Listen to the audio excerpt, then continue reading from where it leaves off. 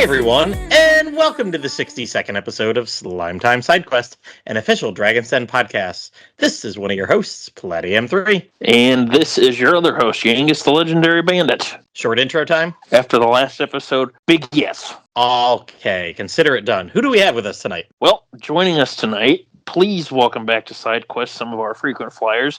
Big Shark Gaming Joe, hosts of All Trades, DQ Media Abby, Pendy, and Paul, and potentially Mattcraft. Hello, everybody. Hello. Hey, this is Paul. I like how you totally dodged the alliteration there. All right, yeah, Mattcraft might join us in a little bit. He's got some things going on tonight, but hope to stop by. Everybody else, thanks for joining tonight. As always on our year-end podcast, we have the disclaimer that these aren't necessarily the best games that released this year. They are the best that we have played. So they could be 2024 releases or date back to the 80s or something, whatever. We're going to get right into it, but first, Yangus, you went last time. I'll be doing my three tonight, but you had some honorable mentions we did not get in last time. Yeah, we were kind of running out of time since one of our guests ran us out of time. No, it's all good, though. But yeah, there's just a few honorable mentions. It was one of those things, too, where before we recorded the episode, I was like, boy, I can't really remember anything that I played in 2024. And then, of course, the next day after we got done recording the episode, I was like, oh, hey, I remembered some games I actually played 2024. Because, of course, that's how it usually goes. But, yeah, I just wanted to do just some quick honorable mentions that I didn't get a chance to mention last time since I couldn't really remember them. Start off with one that I actually played earlier this year back in, I believe it was May when the game came out. It was Unicorn Overlord. It's the latest game from Vanillaware, who works together with Atlas. I believe they're now part of Atlas, if I remember right. But if you haven't seen any of the other games, they've made stuff like Dragon's Crown, 13 Sentinels, Odin Sphere, just to reference and name a few of their more recent ones. But they have a very, distinct art style. I forget the name of the artist who is their main, artiste for the whole company. But it's their latest game, came out earlier this year. It's a strategy RPG style game. Just quick little synopsis on the plot. If you've seen anything from like some of the earlier Fire Emblem games, for instance, it's sort of that same deal where this young prince has to leave his kingdom because it's being attacked because his mother's trying to protect him. About 10, 15 years go by. He comes back eventually to the mainland of where his kingdom's located. And from there, you then start traveling around to the surrounding countries to liberate them from this empire that has taken over.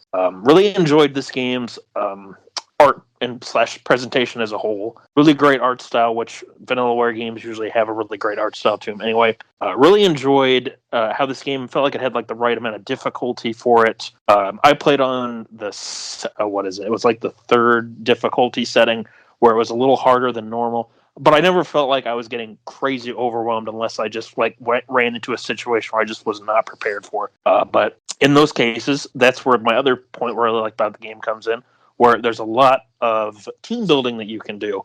Unlike some other strategy games like Fire Emblem or some other recent ones like Tactics Ogre, this is one where your units of characters are actually multiple characters instead of just a singular character, like running around on the battlefield that you're controlling.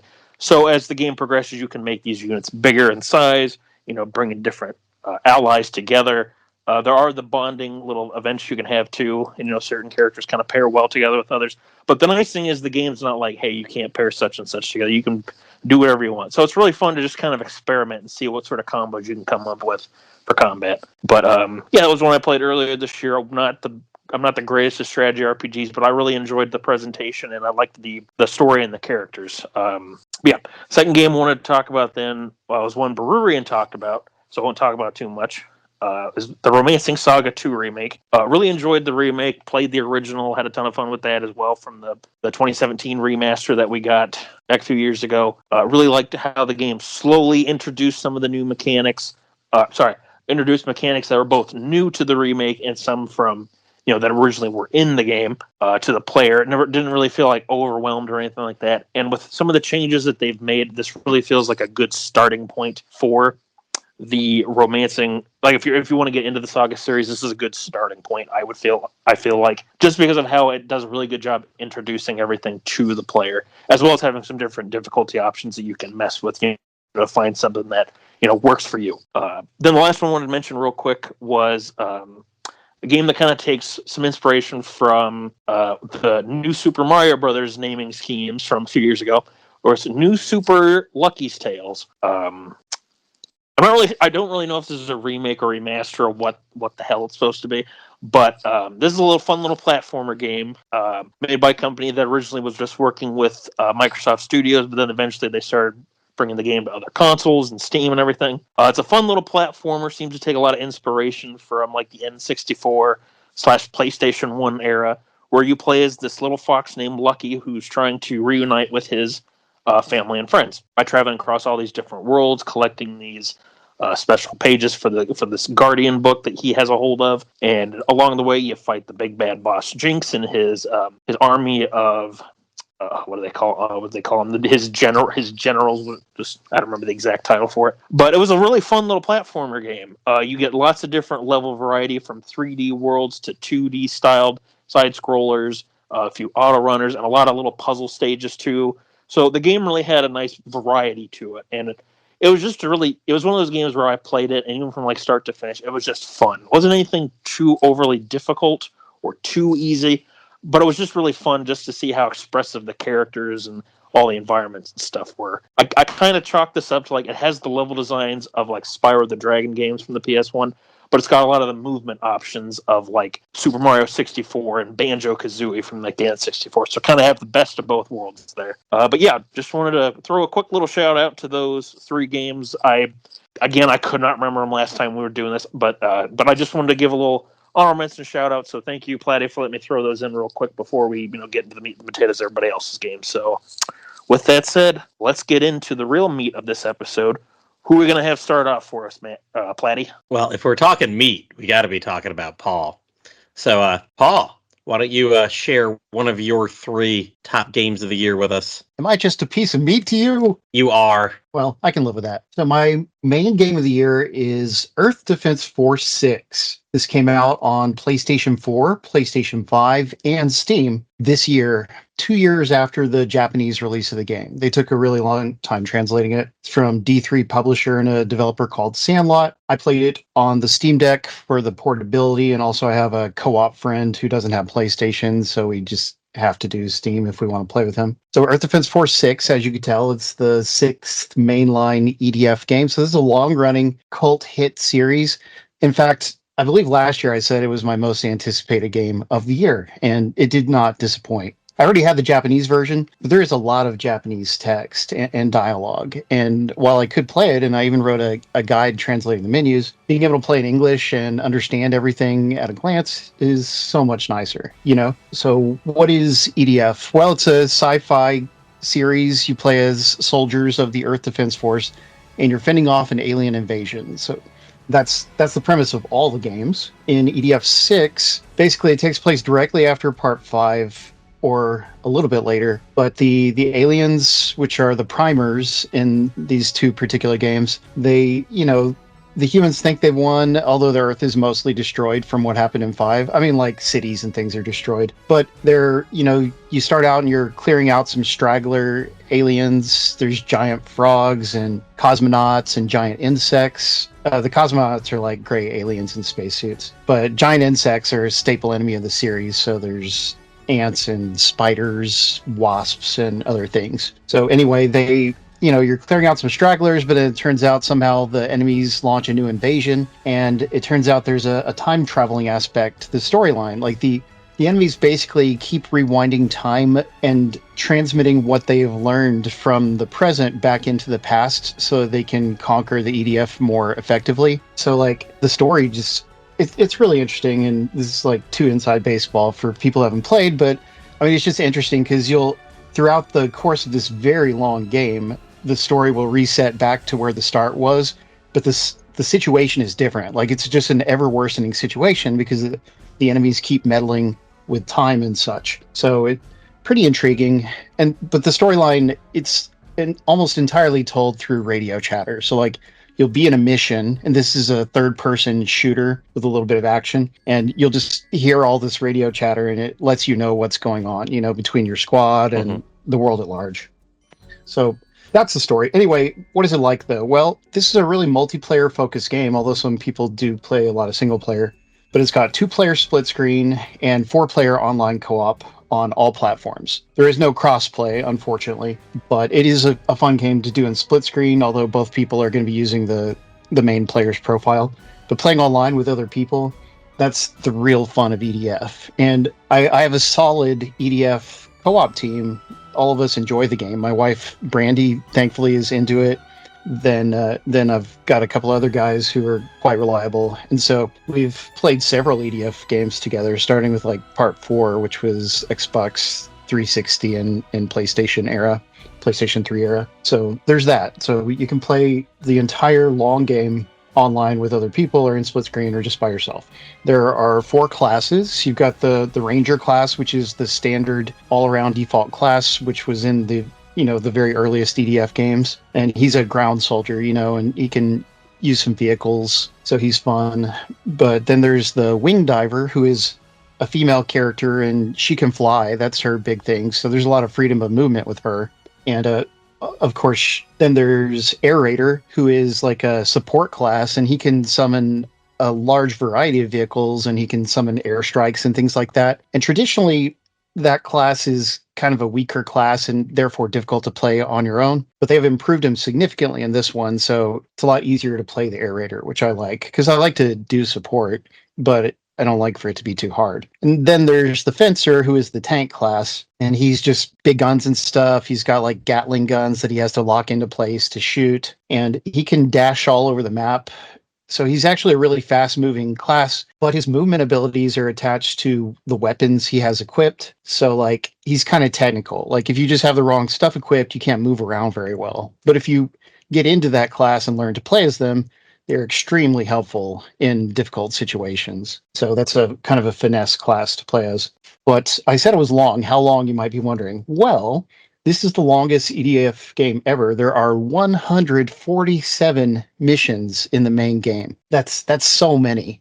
And then there's also 2 DLC packs you can buy, and those have like 15 or 20 missions each if you want even more stuff to do. And so ton of missions. It will take you a long time to just get through it on any difficulty. But there's 5 difficulty levels, and you're actually encouraged to play through the game on multiple difficulty levels. It's sort of like, how other games have a new game plus and you get stronger and you can, well, in this one, basically you can jump back and forth between the difficulties, beating a mission on the different difficulties, and there's better weapon drops on the higher difficulties. And beating a mission on any difficulty adds to your overall completion percentage, and you're chasing a high completion percentage. That's sort of the long-term goal, besides just beating the game, is to get that percentage up, because if you can get your completion percentage to 70% or higher, then you can basically use more powerful weapons in missions than what you normally could. So and when people join your game, they can too, as long as you're the host. So anyway, it's like if you play a whole lot and complete a whole lot, then your friends can play with you and have an easier time. So it's a good thing to do. What else is there to say about it? Well, there's, how is EDF 6 sorry. One thing I should mention, as far as the completion percentage thing, one big improvement in EDF 6 compared to previous games is that your percentage is shared between online and offline progress. So like in past EDF games, however far you got in single player did not affect your online completion percentage. So you would have to play them independently, even though your weapons and health carry over. But like, if you wanted to get to that 70% completion, then you would have to mostly play multiplayer because your offline stuff just didn't contribute towards it. But in this one, the completion percentage is shared across both, so it's more cohesive and just fairer to the player. It's a little more respectful of the player's time, because these are games that if you really get into them and you want to be successful, then you're going to spend dozens and more likely hundreds of hours. Like I've played this one over 100 hours already. So it's just a lot of fun. It has this kind of B-movie, sci-fi, Japanese atmosphere that's really unique to it. Other games don't look or feel like it. And man, it's so much fun with friends. So if you can find at least one friend to play with, you will have a great time. So I highly recommend people get into the EDF series. You can start with 6, or you can start with an earlier one that you get on sale for cheap. But as long as you can handle some jankiness, because they're not super polished, but they are tons of fun. So that's EDF 6. Nice. Yeah, there's a podcast I listen to that every couple of years you get about a month worth of one of the hosts talking about what now? EDF. Oh, well, that's cool. Yeah. So it's yeah, I've heard a lot about it. I've never tried one of these games, but like I said, every couple of years I get about a month of in my ear hearing about one. Gotcha. So, I'd like to get one for fun. Pendy. I don't know if he'd like it or not, though. Hickey Pendy, I call him. Maybe. I mean, it kind of sort of sounds like maybe it might be similar to the gameplay that's in Siphon Filter, which is like a classic third-person shooter from back in the day. So, I mean, maybe I'd like it. Get a Steam Deck and then we'll talk. There. I know that might be the next system I get is a Steam Deck. Hickey Pendy, what did you pick for your 2024's fun games? So the first one that I picked is Marvel vs. Capcom Fighting Collection Arcade Classics. If you've listened to our fighting game Sidequest in the past, you'll know the fondness I have for most of these games. I've even got a one-up arcade machine that has all of these games on it. With having the arcade machine, at first, I was going to hold off on getting this.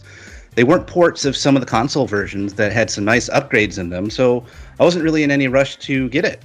But then the stars aligned for wanting to get this game.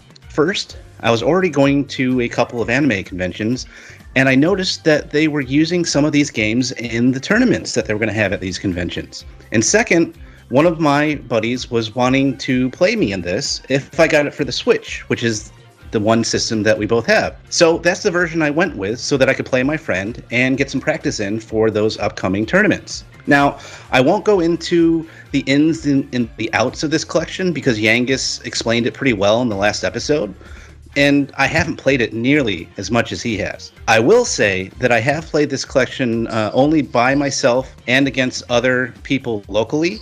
The one thing that is really annoying is that this collection, really are straight up ports of the arcade games. And I say annoying because if you are playing someone in multiplayer mode and you win, then you are stuck with your team or player that you chose until you lose, or if you completely quit the game and then start over. It's a modern function of console fighting games that I miss having as an option in this collection. But for me, my fun take on these games are the tournaments that I got to play. The first one was at a small anime convention in DC. We did Marvel vs. Capcom 2 from that collection, and also outside of the collection, we did Street Fighter 3 and Capcom vs. SNK 2. I thought out of those three, I'd be much better at Marvel vs. Capcom 2. Nope. In Marvel vs. Capcom 2, I got taken down by an annoying team that had Cable and Sentinel in their team of 3. And I have to admit, it was fun to see him get picked apart in the finals by another guy who used Iceman and Silver Samurai. Nice. Yeah. Oh, it was great. It was great. Now, Capcom vs. SNK 2 was actually where I shined, and I did win that tournament. My team was, really lame, but who cares? I won. I don't know. It's whatever. I went with Ken and Ryu, and I anchored with SaGa, and I ended up winning a nice Vegeta figure out of it. Now, about a month later, I participated in some tournaments at a local anime convention in Hampton, Virginia. The first was a Marvel vs. Capcom 1 tournament. I mained Ryu and Venom, and was able to win that tournament. For my prize, I picked out a little Demon Slayer plushie. The guy that I played in the finals was absolutely hilarious. One of his characters that he used was Mega Man, and he was even wearing a Mega Man shirt. I must have crushed his Mega Dreams because, man, he was salty the entire time. He was accusing me of getting lucky and somehow fighting the wrong way. But I kept it professional, and I just smiled at his remarks as I beat him down. Later on in the convention, I was in the Marvel vs. Capcom 2 tournament, and I did my classic lineup of Rogue, Gambit, and Juggernaut. There was some really good competition in that one. There was maybe, 8 people in the Marvel vs. Capcom 1 tournament, but there was they capped it off at 20-something for the 2 tournament. And I did get to the finals of that tournament that ended up being 3 people. Now, because it was a final of 3, we all had to play each other, and the person with the best record would win, except we all went 1-1, so he had to start over again. and see if we could get someone that could go 2-0. But hey, more games. It was all good. So at that point, I was just, at that point, I was just happy to get a win off of one of those two guys. Those other two guys, they were clearly better than I was and very skilled. So when we started over, I did lose twice, and I ended up in third place. But we still got a prize for being third. I got a fun little low-key magnet that I got to put on my fridge. That was great. All in all, I had fun with this collection in these tournaments. It just ended up being really good timing for me. Nice. What game have you put the most time into in the collection so far, Pendy? Oh, it's probably, especially since I played my friend, like we've played them all except for like we only played a couple minutes of the Punisher game. And I don't think we touched like that first X-Men Children of the Atom game, which I played a little bit on my arcade machine. But usually I like to stick to Marvel vs. Capcom 1, Marvel vs. Capcom 2, and X-Men vs. Street Fighter. Those are my top three. I do like the others as well, but those are definitely my top three of the collection. Nice. You need to give Punisher more of a chance. I do. I will play that. It does look like a fun beat 'em up. I just haven't gotten to it. And I'm sure me and my friend will sit down and play that one of these days, because especially now that I only live a couple hours away from him, so I bring that game over all the time. We beat each other up. Yeah, it's fun too, and it's I don't think I mentioned it when we did the episode the last one, but whenever you play the Punisher, if you pay attention to the music, it was actually composed by Yoko Shimomura, who did Kingdom Hearts, Live Alive, a bunch of Mario, like the Mario and Luigi games. So if you pay attention, you can kind of tell it's her style.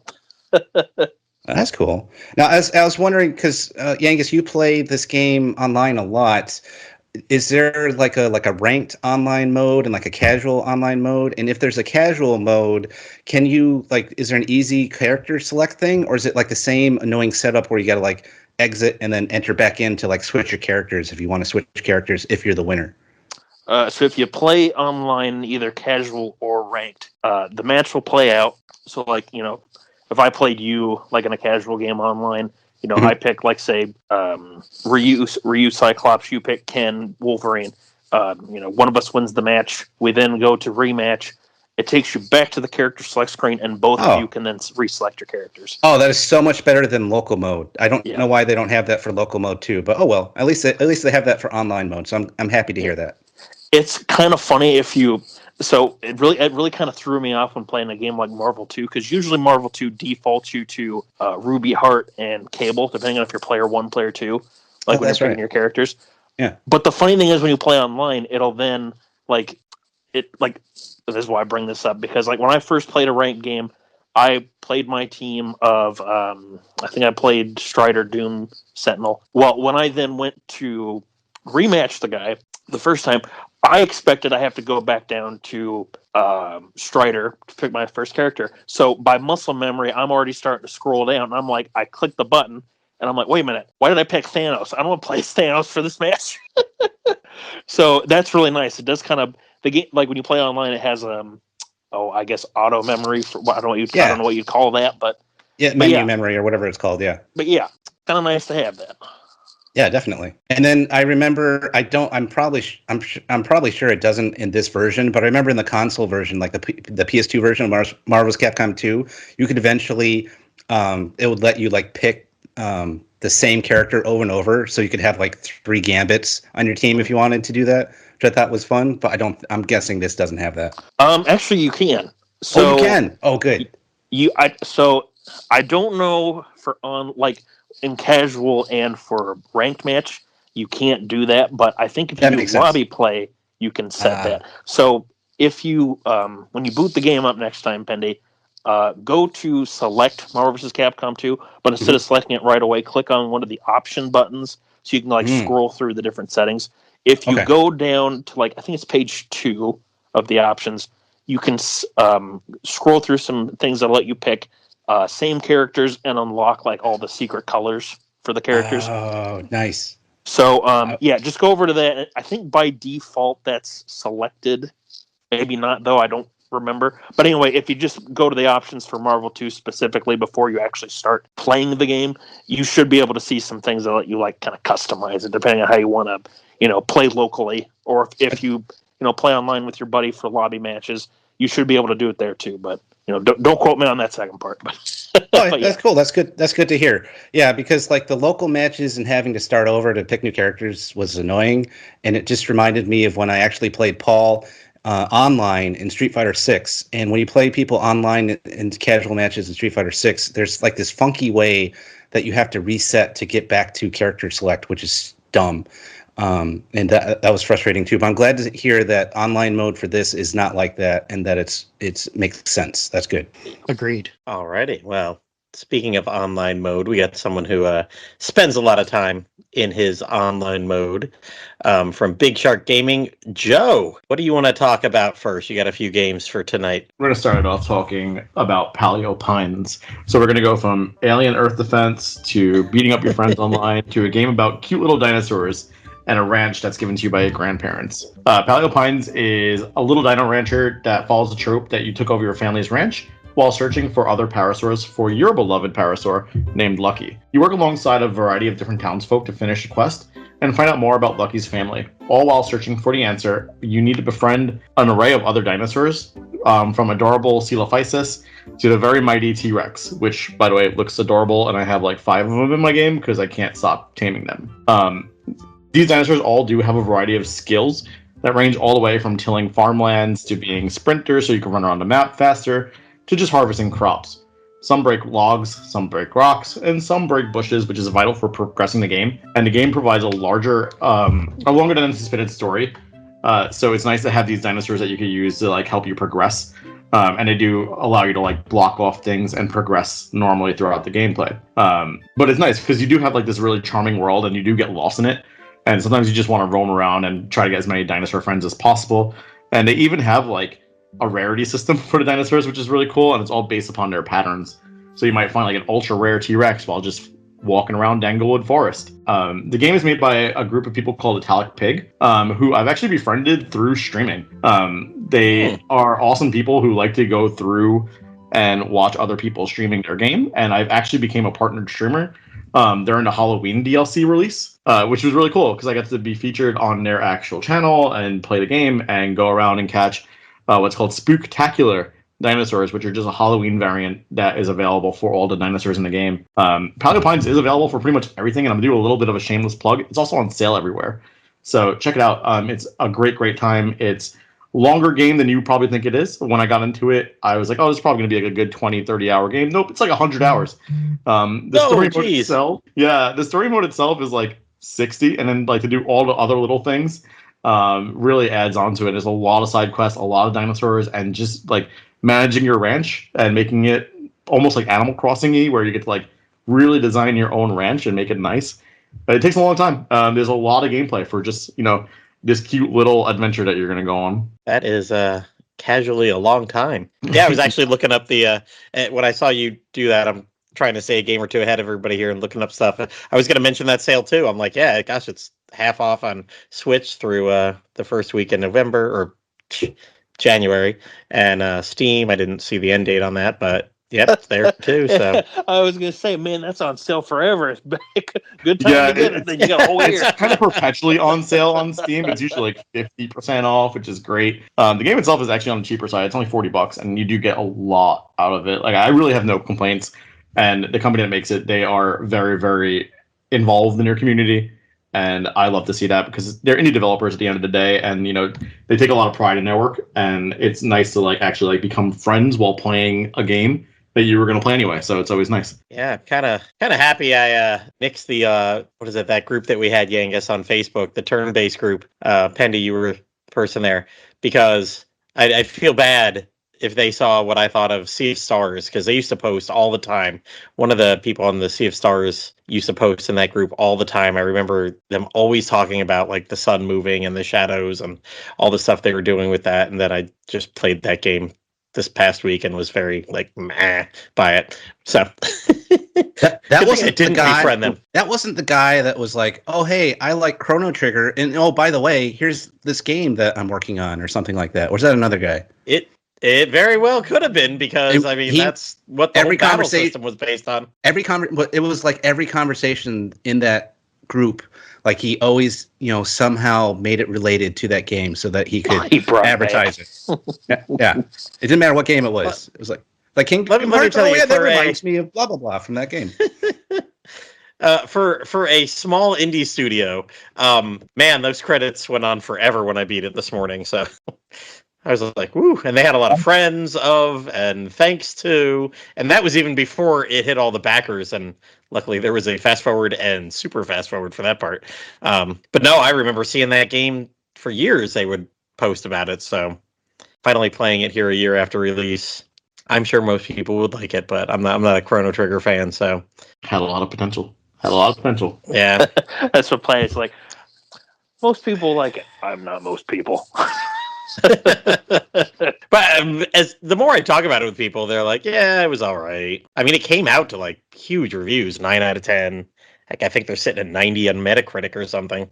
But if you look, like the fan reaction's closer to about 80. I mean, I'd go a little bit lower than that, but I have seen everybody kind of pull their punches where I've been talking about it. So I will say, looks beautiful. The thing that they kept promoting in our group was the graphics and everything, and it like they have so many more frames of animation for their little sprites than there was happening in the 90s. So good for them. Beautiful world to walk in. All right, we are, I believe, up to Mattcraft. Mattcraft, you've got some games to talk about. Hey, I've got a few, even though I'm switching out the second one. First, I'm going to bring up Dragon Quest III Remake, the 2D HD version. mm-hmm. Since I've been in the hospital a while, I'm a little bit more about a quarter of the way in now. I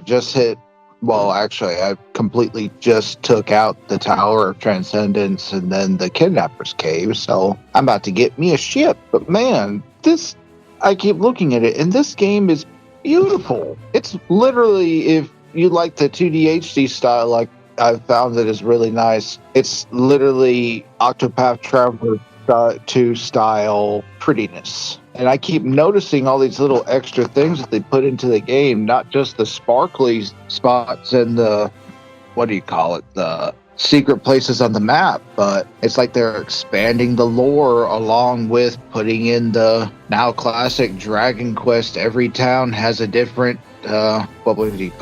region, I guess. Like one's Russian, one's Dutch, so on and so forth. Mm-hmm. I gotta say, I started it with the Japanese voice acting, and then on a whim I switched it back to American, and I've kept it there since. It's actually very good. And so far I've also enjoyed the arena revamp. I figured it'd just be gambling like back in the day, but instead they really turned it into a nice little monster collecting bonus. It's kind of like a Dragon Quest V throwback. And then, of course, there's the new Monster Wrangler class, which is really awesome.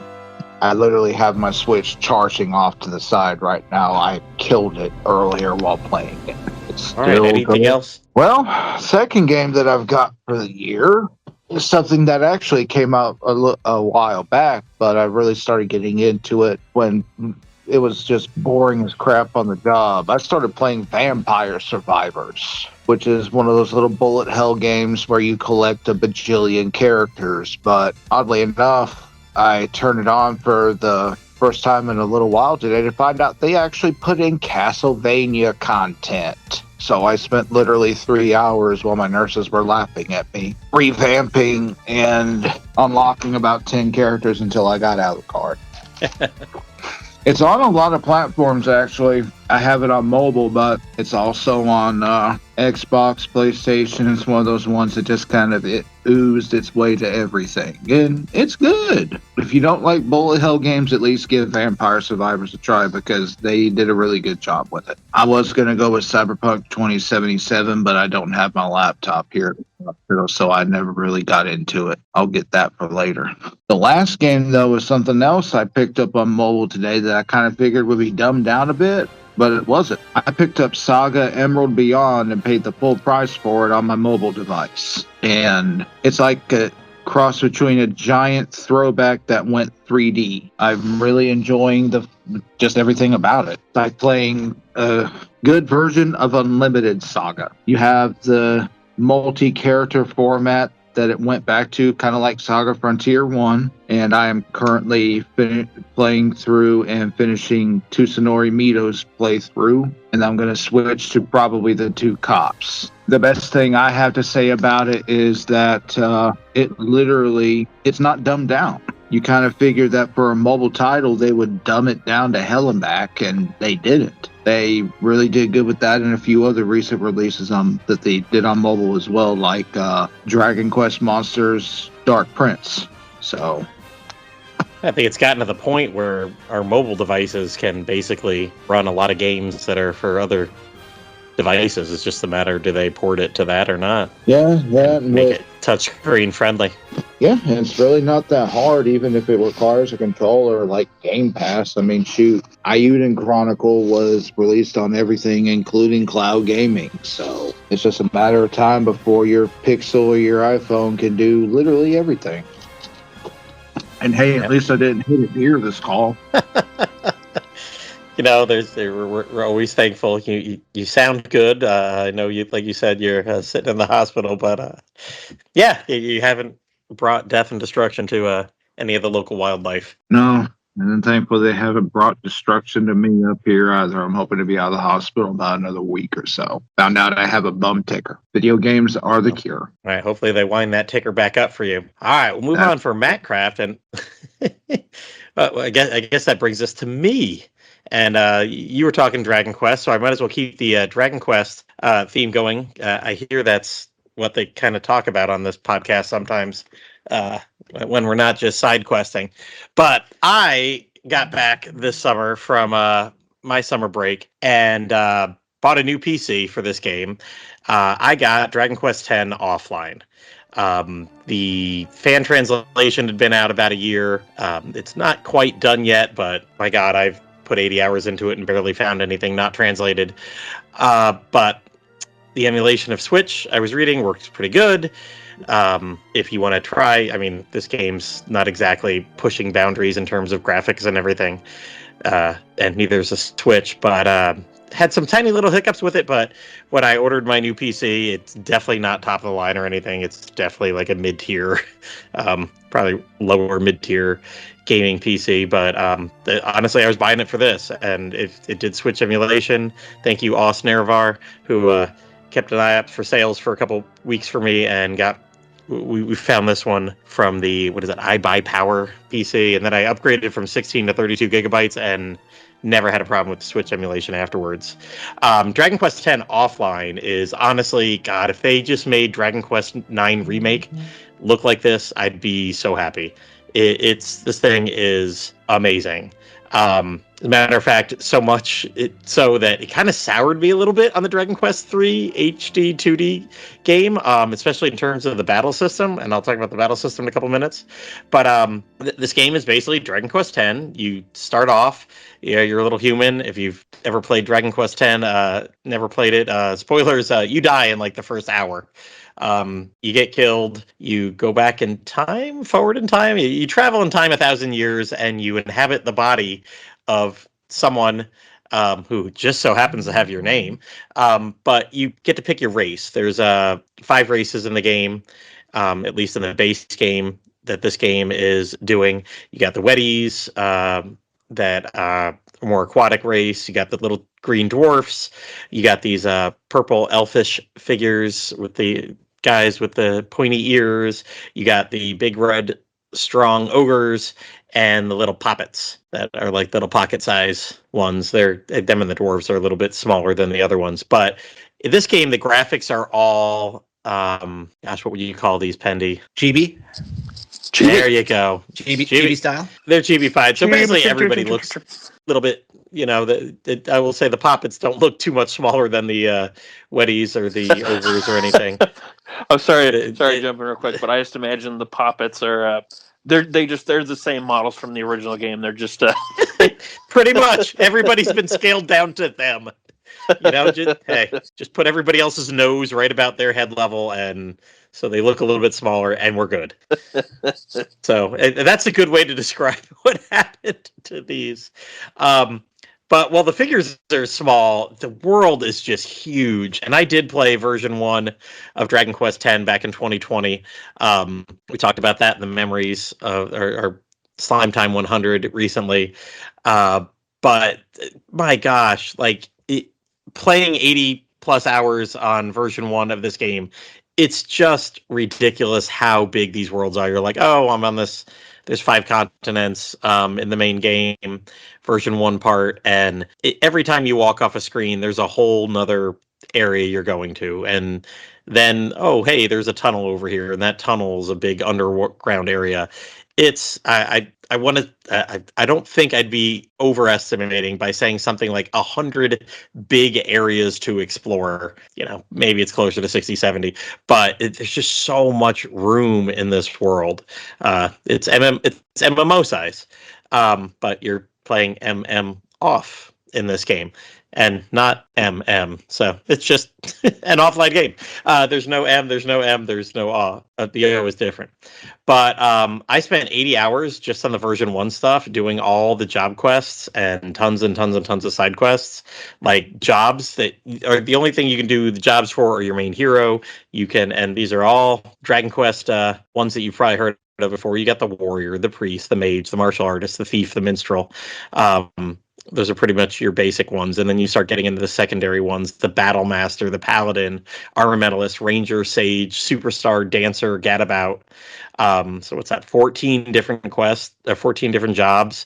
And every one of them starts with like 5 basic side quests that you can do with them. And the first few, I think 1 just unlocks the job, and then the next 3 gets you a class-specific shirt, hat, weapon, and then the last one you kind of permanently learned their little special move.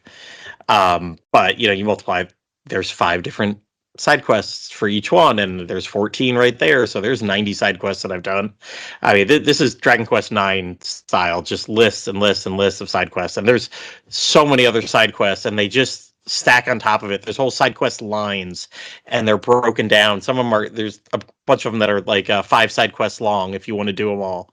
And I was rocking through the game and just started encountering in some of the deeper areas, because each one of the continents, each one of those races is on a different continent. And each continent, you got to go around and get 2 key emblems. And 1 key emblem, the first one that you get on each city or in each big city on the island, that's pretty easy. You could do them in pretty much any order, because they're all meant to be done by kind of low level ones. And then you start getting farther deeper into the continent, and there's a capital city or a second big city, and then you're getting the second one. So second key quest, and around there you start getting some side quest lines that I was not prepared for. I was rocking through the main story, rocking through the second part of the key emblems.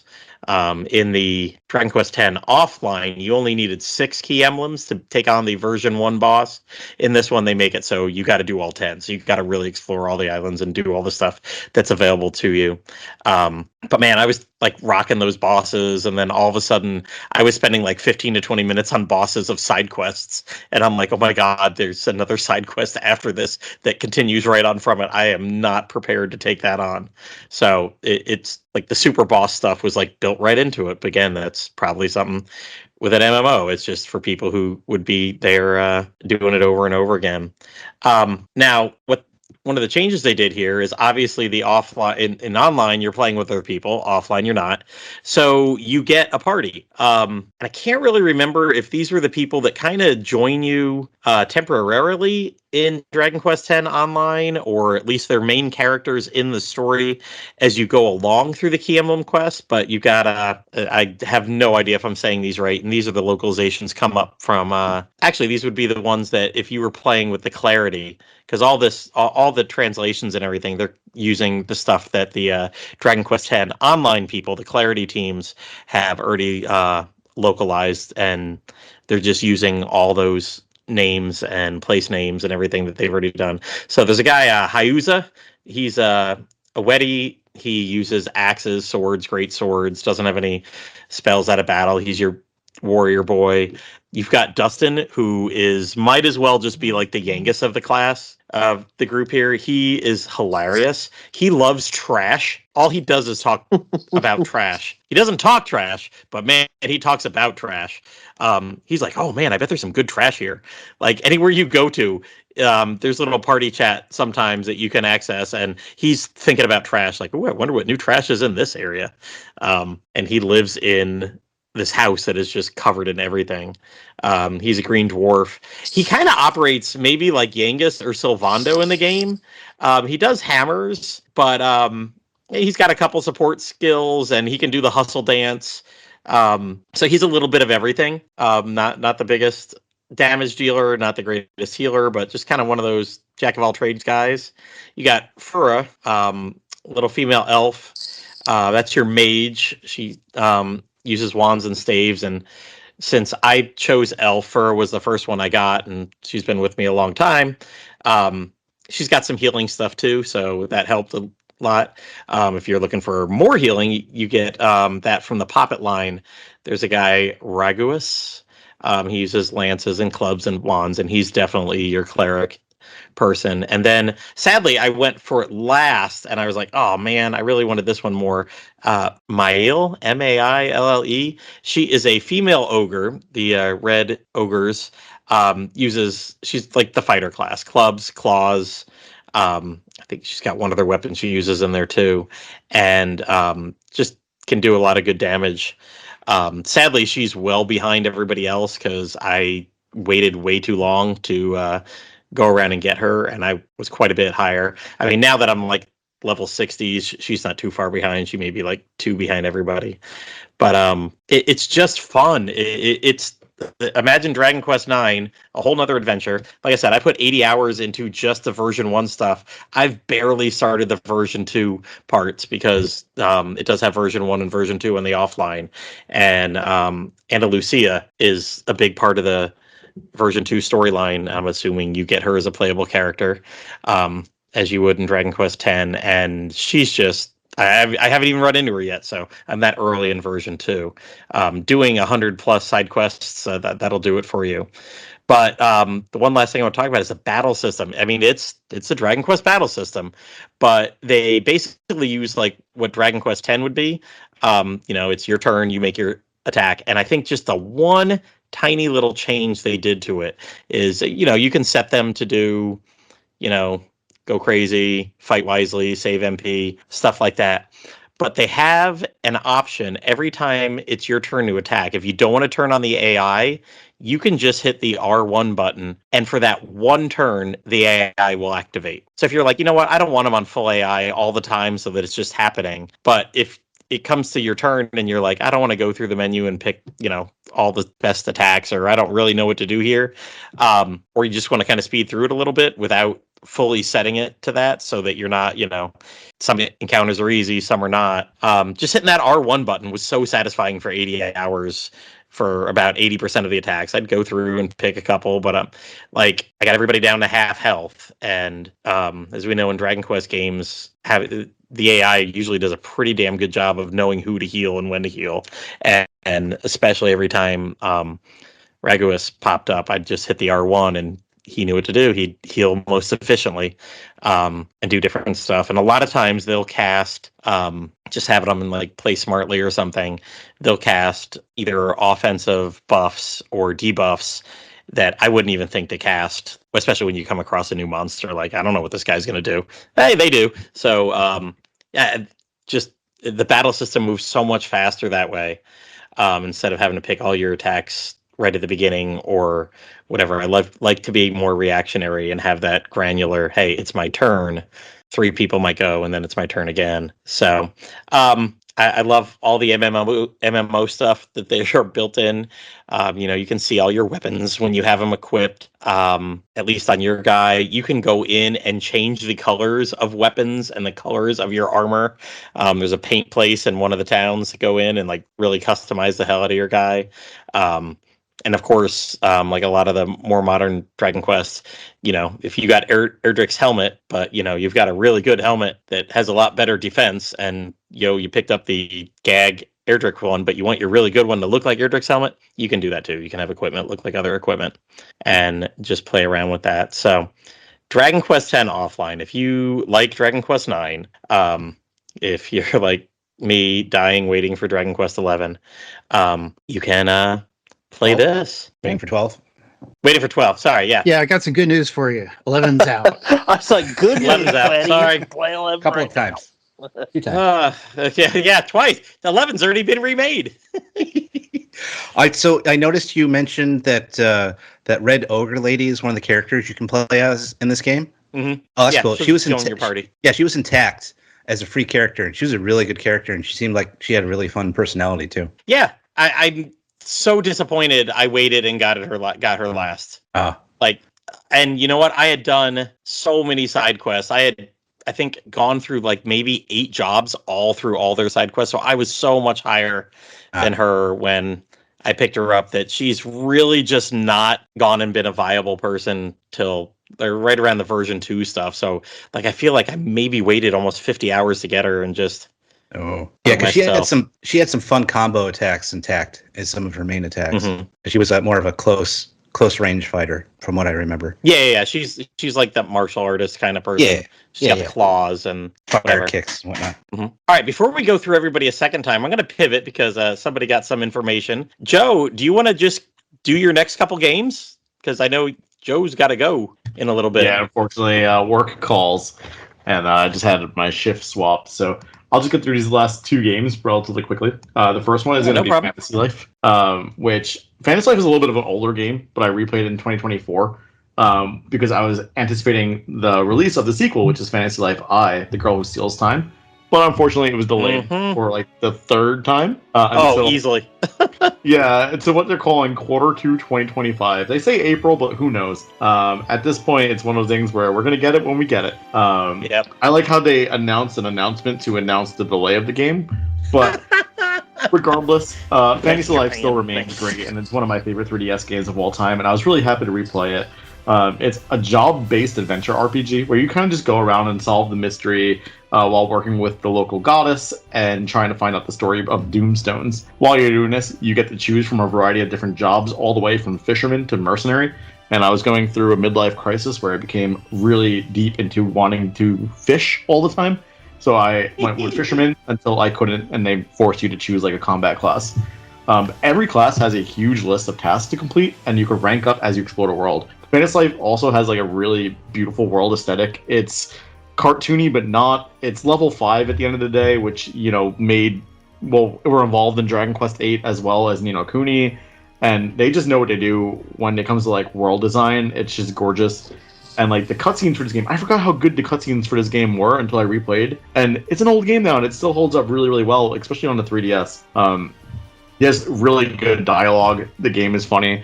You have one character who just does not care, and her house gets blown up quite a few times. And it's just like, she's just like, I just want rent money. That's all I really want. And then she gives you money all throughout the game, and she's like, I don't want this from you. Just please take it. She's sweet. But the game is great. Unfortunately, there are some downsides, though, because the fact that the eShop is shut down, so the DLC is no longer available. So I was playing on a new 3DS compared to what I played with on the first run. I didn't have my initial save data, and I no longer have access to the DLC, so that kind of sucks. But it does host a ton of gameplay hours, especially if you're going to master every class and reach max level, which is 80 on the regular base version of the game. So you have a lot to do even without the DLC. And, you know, Age Shop exists where you can get the DLC. It's just, you need to do some modding to get there. But overall, Fantasy Life is just a great time, and I really, really enjoyed it.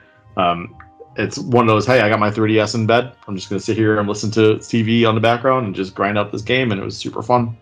I'm going to have to change what I say about this game in the future when the other one finally comes out, because I've said for 10 years now that Fantasy Life is my favorite JRPG one-off, like, by far. Yeah, they had a weird, sequel gacha game on mobile. Wasn't it?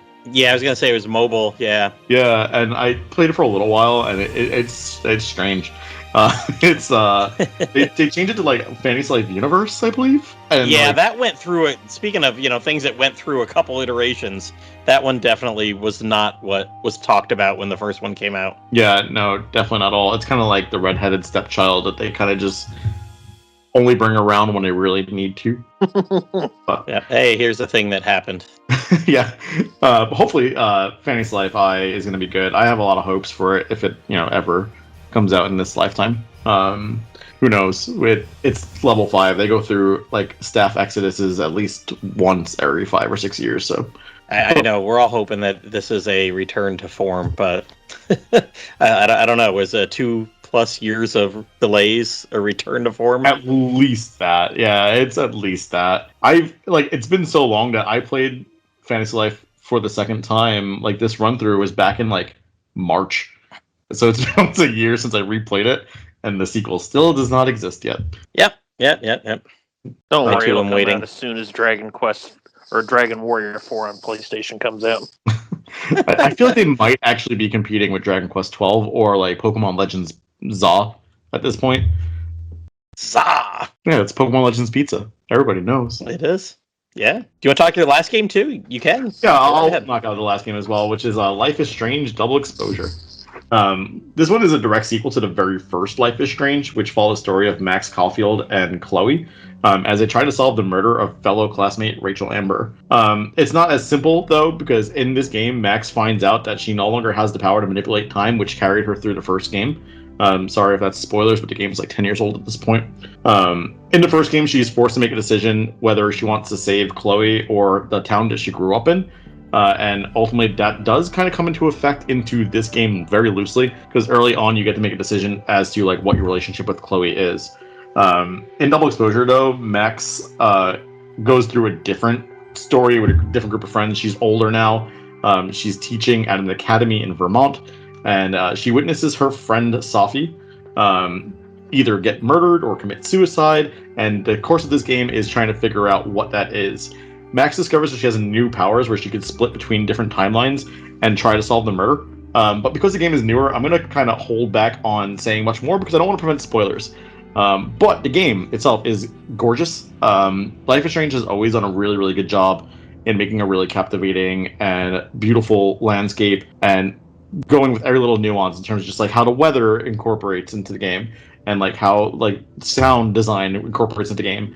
The story's captivating, and as always, they have a really, really good soundtrack of like just singer-songwriters and stuff that really like fits into the vibe of the game. This is like the 5th installment of Life is Strange, but it's formally a sequel to the original Life is Strange. So if you love that game, I definitely recommend it. If you're not really into like episodic movie games, maybe it's not for you. But I think that like if you have like 15 hours and you just kind of want to like go through a game that's a vibe with a really, really compelling story, and just try to solve a murder/suicide, this might be for you. It's definitely a fun game, and it will keep you at the edge of the seat. There were some actual moments where I was just like, oh my god, this is crazy. And I love playing these games with Kelly, my fiance, because she gets enthralled into them as well. So hey, if you have a game that you want to sit down with some friends, family, and just kind of like showcase it, or if you're a streamer and you want to have your viewers play along with you, this is a great opportunity for that. Fiance, ooh, when's the wedding? About 10 years too late. Oh, sounds like my brother. We'll be together for 10 years in January. And there's no direct plans yet, but one of these days. Awesome. That's great. All right. Well, Mattcraft has done all his. Joe, you can stick around, or you can dip off and go watch that Washington Commanders game that I know you got to watch to keep that 10-year relationship going well. But we'll switch it up. Paul went before Pendy last time. We'll do Pendy, then Paul this time. So Pendy, go ahead. Pick one of your other ones. Okay. So my next game is actually a pair of games. First is Super Robot Wars X from 2018 and Super Robot Wars Original Generation, The Moon Dwellers. First, I'll go over Super Robot Wars X, which is like many other of the SRW games I've talked about on this podcast in the past.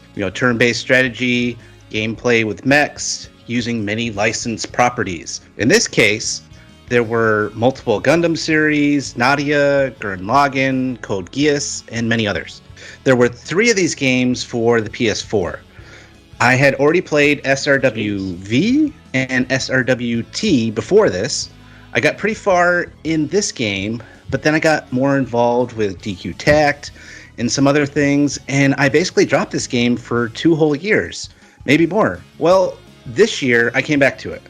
I beat it with the female protagonist, and then I beat it again with the male protagonist, and went down the alternate story paths I missed during the first playthrough. Wonderful games, and would recommend like I have in the past. Now, the 3 games I previously mentioned all use licensed IPs, like Gundam and things of that nature. In addition to these types of SRW games, there are the original generation games. As the name suggests, these games use all the original storylines and mechs. They're not using IPs from different anime and manga and whatever. They're actually using ones that they made up themselves. Now, another caveat to these games is that they are much more difficult. And I knew this because I had played the OG games that had been localized for the GBA back in the day. And my research also confirmed this, that these games usually are just more difficult. They give you a much easier time when you're playing with your favorite, Gundams and Voltron and what have you.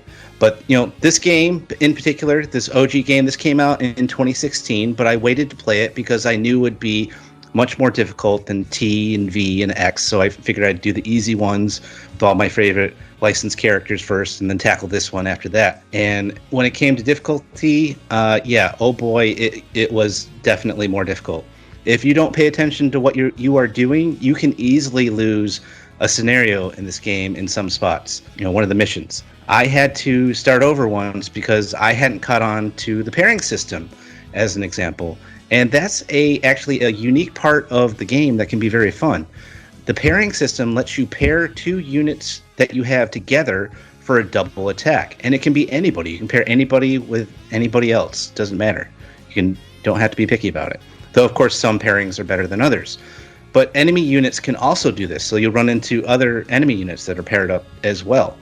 So pairing up units can make for better attacks, sometimes creating linked attack opportunities if it's the right people paired together, and you can unlock special pilot skills that can't be used unless you are paired together with someone else. Now, the story of this game, well, it's very confusing. This is actually a remake of an SRW game called SRWJ, a Game Boy Advance game that we did not get localized, that had many games come before it. There is a guide in the menu where you can see the story of the previous game, so you can kind of get caught up on what's happened before, which is especially good because I haven't played any of the fan translations for any of the games that we never got. But the problem is that while the summary is translated very poorly in English, which I'll get to later, the key scenes of the video game are not. So they'll show scenes where people are talking to each other about different things, and they don't translate that. So it only kind of helps. Now, the game has the heroes on Earth that you play as, and there are at least 3 or more different alien and/or parallel dimension factions, all with their own motivations. There's a lot going on in the plot of this game. And to add to that, this game has a notoriously bad translation that you could tell was not done by a native speaker of English. And I mean a horrible translation. It was so bad that for the next games, they fortunately brought on a translator from the US that had done multiple fan translation patches for previous games in the series. So that was really nice to see. And they were much better after that. So here's like a couple of gems from that game. Since when did it started? Having the same dream over again. Another one is, they seem the same genders differences. Or my last one, to going to such extent, it's not that I'm avoiding responsibility, and on and on. So that didn't help either, trying to figure out everything that was going on in the plot. Just people were just talking nonsense sometimes. It was interesting. But back to the difficulty of the game. So I got to the final scenario, and I lost to the final boss. I haven't gone back and tried it again, as this was only a couple of days before DQ3 HD 2D released. I was playing this game like up until that release. So I hope to get back to it eventually, and hopefully I don't take 2 years to get back to it like I did with SRWX. Alrighty. Again, it's another one that I feel like I've heard all these one of the guys that is at RP Gamer. He talks about these every so often, and there's no order to the way the letters are, right? Like it's not like they do X and then Y and then Z. They seem to be J kind of wasn't random like- because I think X Yeah, was I was the gonna first say- one that came out before V and T did. I just happened to play X last because I liked the different characters that they were guest characters that they had in V and T in those games more. Like it's like, oh, Cowboy Bebop is in V. I want to play this one first, so I saved X for last. So yeah, there doesn't seem to be like a rhyme or reason sometimes with these letters. It's one of those things with Japanese using English and be like, hey, let's use this word because it looks cool, kind of thing. So. Mm-hmm. All righty. Paul, we're back to you. Okay, here I am. You're here. Yay. Yeah, my second game of the year is another release that came out this year, and it's one that several people picked, so it's not very creative, but Dragon Quest III HD 2D Remix. That's my second game, baby. It came out on all platforms, as I'm sure you guys know. I have played it almost entirely on the Steam Deck, which is great. It runs it perfectly, There was a post in Dragon Questers about the Switch version apparently having some frame rate issues, although it seems like most people are happy with the frame rate, even on that. Pendy mentioned that the loading times are a little long. To get into the world map sometimes from a town, yeah. But it does. I know I've seen it on Steam. It does look sharper, but I never. Some guy was like, "Oh my god, this is unplayable with the frame rates." Like, no, it's not. You barely notice it. I always just figure it's my vision, and growing up with a Nintendo, like it's fine. I mean, if everything you play is in 4K on your PC, then I'm sure there's a problem, but otherwise it's fine. Yeah, it runs for what it is. It runs fine. There's an obvious difference with graphics resolution between the versions, but in terms of frame rate, it's not like they're like being all choppy and stuff. It's it's not. It's not single digits. It's not in the teens. No. Yeah, and if you're buying games on the Switch, which is like highly outdated hardware-wise at this point, you just have to accept that. Games are going to have worse frame rates, and the loading times especially will be worse. So, not a fair complaint on his part. But I'm playing on Steam Deck. Loading times are not instant, but they're quite fast, and it just looks and plays great. Dragon Quest III is my favorite Dragon Quest. The first time I ever played it was the mobile version. So I went from the mobile version to this version. And, it's a lot nicer. Obviously, like one of the big upgrades is that the monster animations, in 3 HD 2D Remix, in battles, the monsters look great. They animate. When you fight a bigger boss like Bermos, whom I just defeated earlier today, it's really cool to see the big sprite moving around and doing things. So I love the pixel art. HD 2D is a really cool way to do games, just to make them look as nice as you can reasonably afford to do on modern hardware with 2D sprites. Yeah. And there's some good cinematic effects, which I think maybe people who haven't played the game might not anticipate. For instance, when you enter the throne room that Bermos is in, I think it's a throne room, whatever kind of room he's in, you're descending these staircases, and your character starts closer to the camera and gets farther to the camera as they go down the stairs. And that kind of thing is really cool looking. And there's several parts like that where it does cool things with elevation and depth of field and such. So I love that. And yeah, in some of the cinematics, you'll also get some unique camera angles that aren't just overhead view, and that kind of stuff is cool too. So that's great. And Dragon Quest III, one reason why I like it so much is that it's just like, to me, it's sort of like the best you can do with a traditional JRPG, a traditional old school 8-bit style JRPG that it's got some story, but not like a huge focus on story. And just everything is really tight and well done to me. And has a really great sense of freedom, like being able to go collect the orbs in the order that you want. It's very empowering. This version lets you turn on destination markers if you want. And I had them on for a little while, but then I turned them off because I don't really need it, But I did get to the point where I didn't know what to do for an orb or two. Like it was the merchant quest actually, which is silly because they changed a couple up. Did they? That makes sense.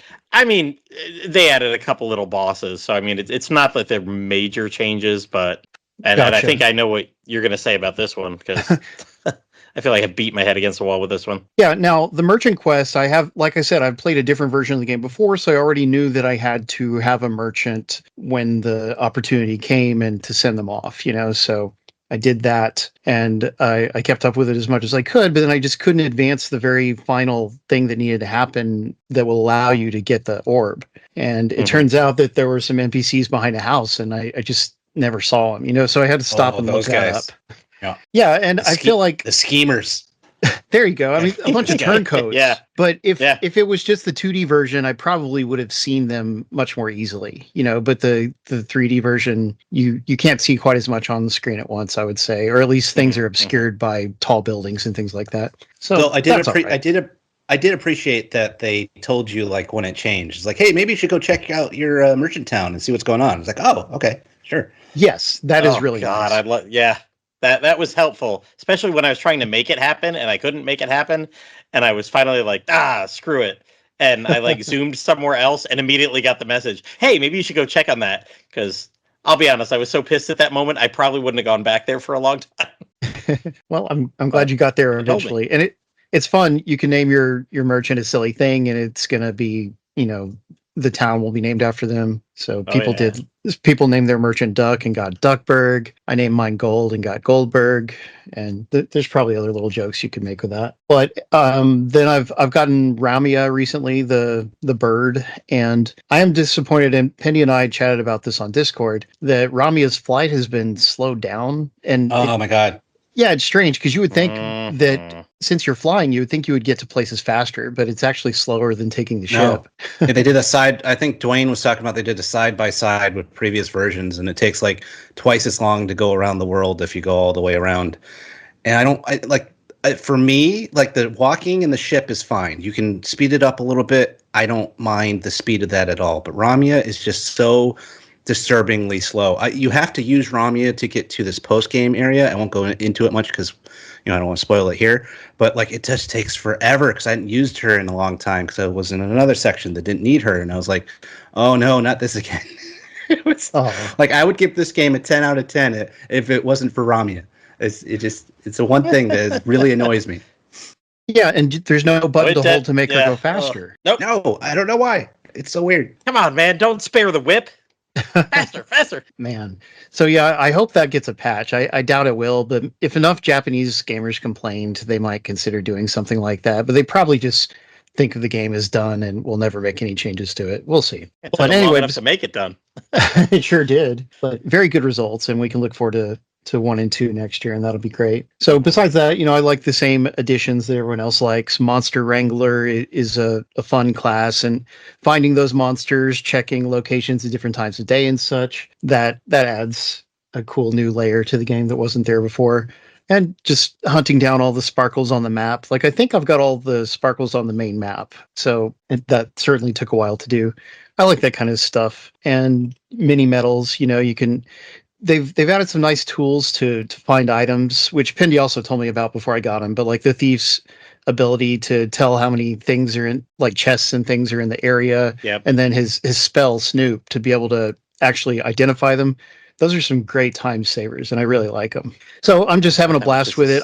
Sorry. Oh, sorry. I was going to make a Snoop Dogg joke, but you continue on. It's fine. I've already forgotten it.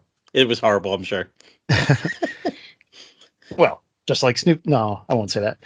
But yeah, we didn't need him in the Olympics. I was actually at a press event where he was there performing. It was a Call of Duty event, and they paid him to be there. So but I didn't stay in the room or anything. I just went to the bar area and had drinks instead. But my sister-in-law, she really likes him, and she's met him in person.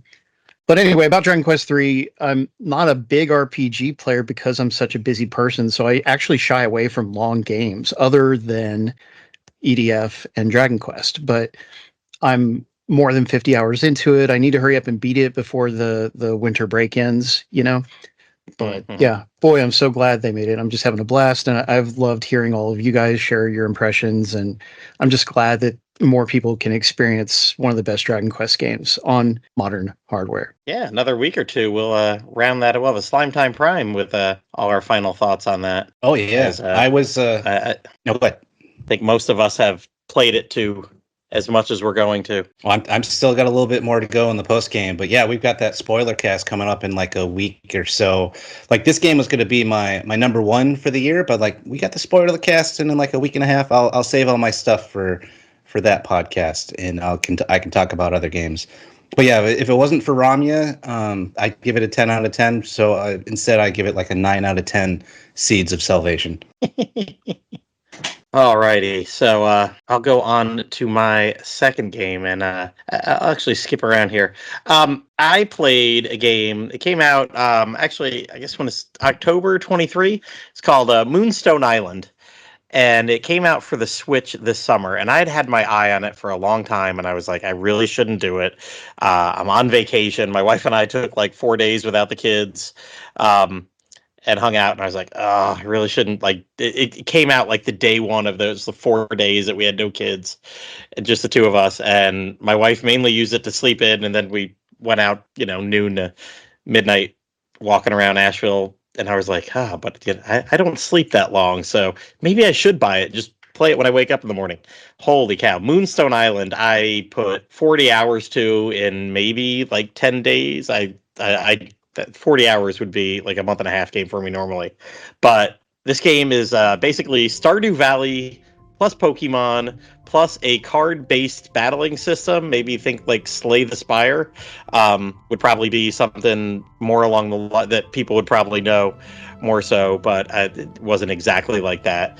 But basically, every time the game starts, you're a kid, it's your birthday, something like that, or you're going off to like become an alchemist. And mom and dad are like, hey, to become an alchemist, you got to do a 1-year internship program. And they stick you on one of these flying islands in a small town, and you become their town alchemist for a year. So you get sent there, and the game starts off. You get a little tutorial about how to grow stuff, because, you're an alchemist. You probably need to farm up some of your own stuff, and you're going to need to, like, fight some of the local animals to get better stuff. So here's your first little, Moonstone Island mon. I don't remember what they call them, but it's the Pokemon version of the game. In the game, but the world is actually procedurally generated. It'll take like 2 or 3 minutes and be like, hey, creating your world, and it creates a world of 100 islands, and they're all floating in the sky for you to explore. And either 30 or 40 of those islands have a specific dungeon in them that you have to go through to get to the final boss. And as wherever in your island, your home island with the town in it, is a set design, and it gets kind of put somewhat near the middle of the world map. And as you branch out, the islands get harder. And this is all procedurally done. So if you started a game again, you'd have a complete different layout. Although everything in the town and all the town people would be the same. You might just have some different paths to get through that. But much like a Stardew Valley or a casual game, there's farming. I love the farming in this. Much like Rune Factory gets deep, man. You're like growing level 5.03 radishes next to your level 7.21 level carrots with a health of the soil level, blah, blah. It's not that in depth, but you can kind of crossbreed some of the plants. If like this plant, if you take you make a potion out of it, it'll make your little Pokemon guy have 40 extra hit points for the day. And this plant over here maybe will add 10 to his attack for the day. And you can combine them and make a little plant that does both of that, or make a little potion that does both of that. So it's got some light there, but hey, you're an alchemist. You're supposed to be doing a little mix and a matching of stuff. There's town people. The town people all have requests for you. You can date everybody in this game. There's non-binary people, males, females. You can go on dates with all of them.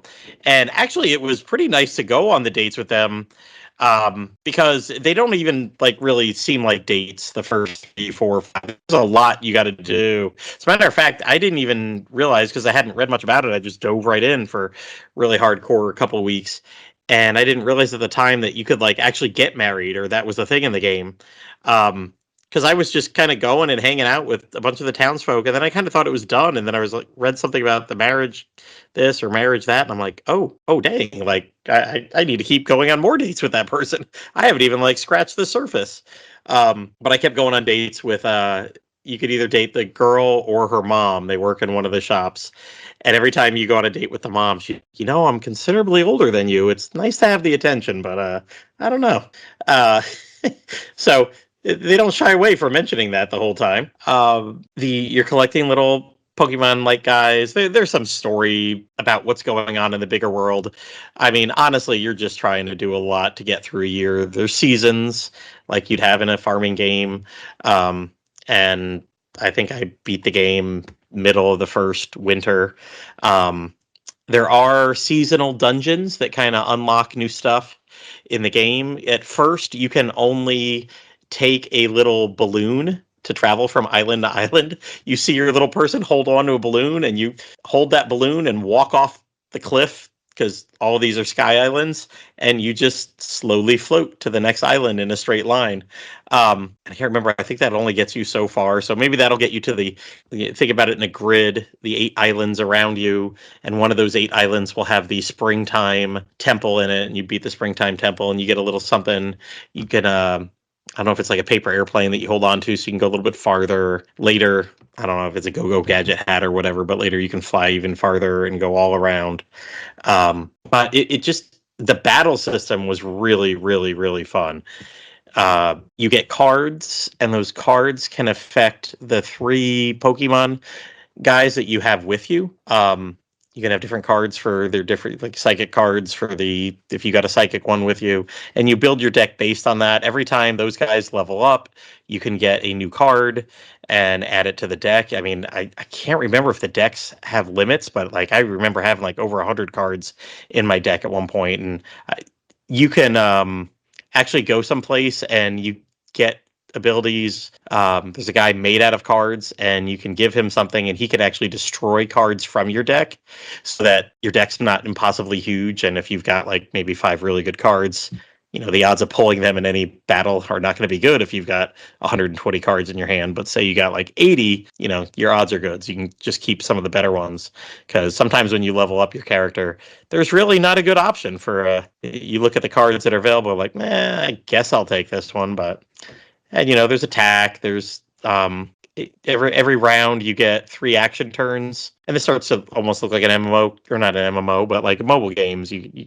or a lot of the card games, even Rivals had this, where you only get like 3 attacks per turn or something like that, 3 moves per turn, or a certain number of power cards that you can play or something like that. I just had a lot of fun with all aspects of it. And the fact that like all the different islands had different biomes to them. Some were electric, and you had to maybe make some equipment so that you could survive there, because every 10 seconds you'd get zapped for 5 or 10 hit points.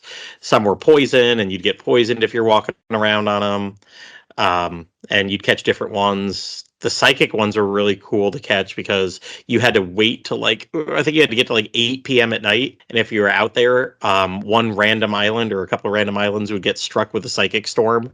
And if you want to get yourself a little psychic Moonstone Pokemon, you had to find that island pretty quickly before midnight. Your time ran out for the day. And I just loved that there was a set, hey, I know I'm going to beat 30 dungeons, and after those 30 dungeons, I know I open it up. They had a really funny spoilery final boss name. I had to crack up at that. It was definitely a Pokemon reference. But it was a blast to play. I blew through it. Casual, but also had the battle system. Rune Factory is one of my top 3 game series ever, and this was almost like a little Rune Factory, because it had a battle system, it had the farming, it had the crafting and the dating, and just a fun package. And I think it was Blue Star's mom that talking about it. Blue Star recommended it to her mom, and mom played. So maybe Mom Star played. I think I'm remembering that conversation correctly. But that is enough of Moonstone Island.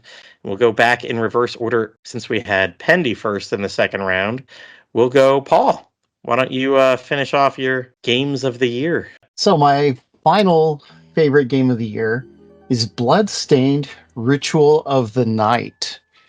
This did not come out in 2024. It came out a few years earlier. It was a Kickstarter game, which I sadly did not actually kickstart due to finances at the time. But it's on all platforms, and I played on both Xbox and Steam Deck. mostly on Steam Deck, but pretty far on Xbox too. So what is Bloodstained Ritual of the Night? Well, it's the first game in a series because there's actually a couple of side games and they're also working on a full part 2.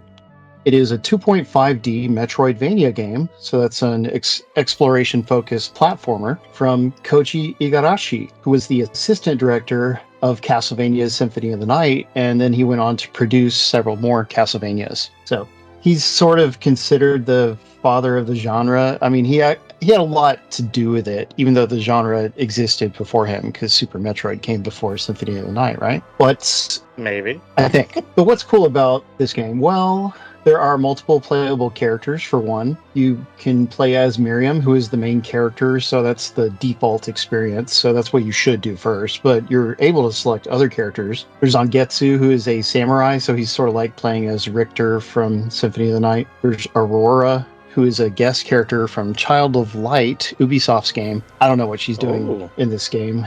Yeah, it's funny to me because Child of Light is probably going to be more forgotten than Bloodstained will be, so it's like kind of a get for the Child of Light people, I guess. Does she rhyme in the game? That's a good question. I have not actually messed around with her. Okay. So, I mean, because one character, you're going to get like 40 hours out of the game, right? So like, yeah, it's a big investment to go back in with other characters. Yeah. And finally, there's a fourth character, Bloodless, who is an enemy, a villain from the game, and you can play as her by entering her name as your name when you start a new file. So 4 playable characters. You're going to want to do Miriam, and then if you crave a different experience, you've got those other people to go through. And let me give you a brief rundown of the story for people who haven't played. So one thing that I was worried about, the Castlevania games, they have this built-in long-running history that makes them kind of automatically interesting or intriguing, but there's no Dracula in this. It's a completely fresh, unrelated story. It takes place during the Industrial Revolution, so like, I guess that's about the 1800s. And let's see, where's my notes? Oops, there we go. There's an alchemy guild, so these people who research alchemy, and they're kind of politically powerful, and they perform an experiment that ends up destroying most of England. It just goes terribly wrong. Miriam and her friend Gebel, I think that's how you say it, Gebel, they are the only 2 people to survive the cataclysm, like where it occurred. They're like at ground zero, but somehow they survived because they're gifted young people. Then 10 years later, Gebel teams up with an army of demons and they occupy a castle. So it's sort of like Dracula's castle, but they're occupying this castle.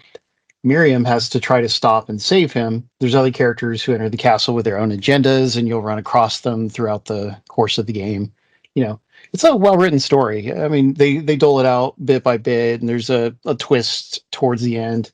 It's good stuff. Now, gameplay-wise, this is very similar to Castlevania Symphony of the Night. That's the whole point of it, is to be a new game that is quite like that, since Konami's not going to make a new one. But the main difference, gameplay-wise, is that this one has a town area that acts as a hub. So you'll return to the town, you'll go out and do some stuff, maybe fight a boss, you'll go back to town. There's NPC vendors there, and there's quests that you can pick up and complete. So it adds a little bit of RPG-like structure to it, and the story will advance in the town sometimes.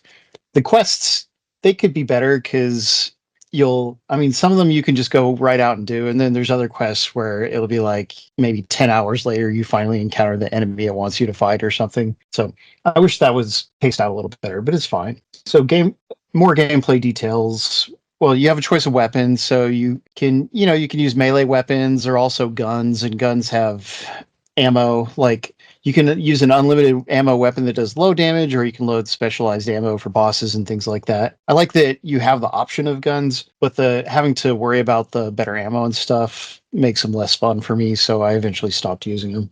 But one thing you're trying to collect is shards. They are found in the castle at certain points. They're like, shards are the upgrade system, but there's so much more. They're also randomly dropped by enemies. Like in Castlevania games, you're getting the enemy souls. Here, you're getting their shards. And equipping these shards gives you new abilities and attacks. Like the really important ones give you things like double jump or the ability to move around underwater and such. But there's also lots more that allow you to summon familiars or to, throw an enemy or use its power as an attack. So that stuff's really cool. There's over 160 different shards, and they're spread across 5 different categories, and they can also be leveled up. There's 2 ways to level them up. You can collect duplicates, which means you have to farm enemies, like entering an area, killing the enemies, leaving and coming back over and over. So if you like farming, there's plenty of that here. It's mostly option. It's mostly optional. I don't think you have to level things up via duplicates. It's just for people who like to do that stuff. And I do like to do that stuff. So I did a lot of farming. But also you can enhance shards with crafting materials back in town. That apparently makes them more powerful. It's a little vague on how it makes them more powerful. And the crafting materials, like some of those you can just buy, but others you have to go farm, and they're random drops from enemies. So you can get so much time out of doing crafting stuff and trying to upgrade your shards all the way if you want to. But it is definitely not necessary to beat the game or anything. So like I said, it's a long game, like your average Castlevania. I spent I thought I put about 30 or 40 hours on it, but I didn't check before the podcast. But there's also lots of different modes. Like you've got your main game mode, which I was just talking about, and I'm just going to tell you a few of them because there's actually like 7 different modes. But there's a new game plus, so you can just keep on playing with the same character and do more stuff. There's a randomizer mode, which would be a really interesting way to play, I guess. I know some people like to use emulators and randomize games like Zelda, Link to the Past, or Final Fantasy and such. So that might be fun. There's a classic mode, which is basically Castlevania 1 style. It's the same, the same visuals and everything, but it's just restructured to not be a Metroidvania, just to be a straight Castlevania.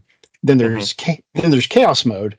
Chaos is the co-op mode, and that's the reason why I actually played through the game and reviewed it this year, because basically when they kickstarted it, they announced all these different stretch goals, right? And one of them was a 2-player co-op mode. They finally added it, I think, 5 years after the actual initial release. So way down the line. But there is this 2-player mode, which you can do locally or online. And it even has matchmaking, I think, which is funny because there's no way anybody's going to sit there and wait for matchmaking on a game like this. But anyway, you just run through like a randomized series of rooms from the main game and try to accomplish things like small quests, basically. But what's a shame about it? There's no particular. There's no story to it, and there's no reward for completing it, really. So there's just not much of a point to the co-op mode, and that's kind of a problem for the game. It has all these extra modes, but none of them add any extra achievements or trophies. So I know a lot of people here are not into that kind of stuff, but achievements add a lot to me. I'd rather be working towards some kind of achievement than not. And unfortunately, none of the extra stuff gives you any reward. So it's like, well, I'm just going to spend my time on the main game and do stuff that does contribute towards them. So that's just me. And I know people who don't care about achievements probably think that sounds silly, but they've been. If you like achievements, then go. Yeah. Why do stuff that doesn't give you an achieve? There you go.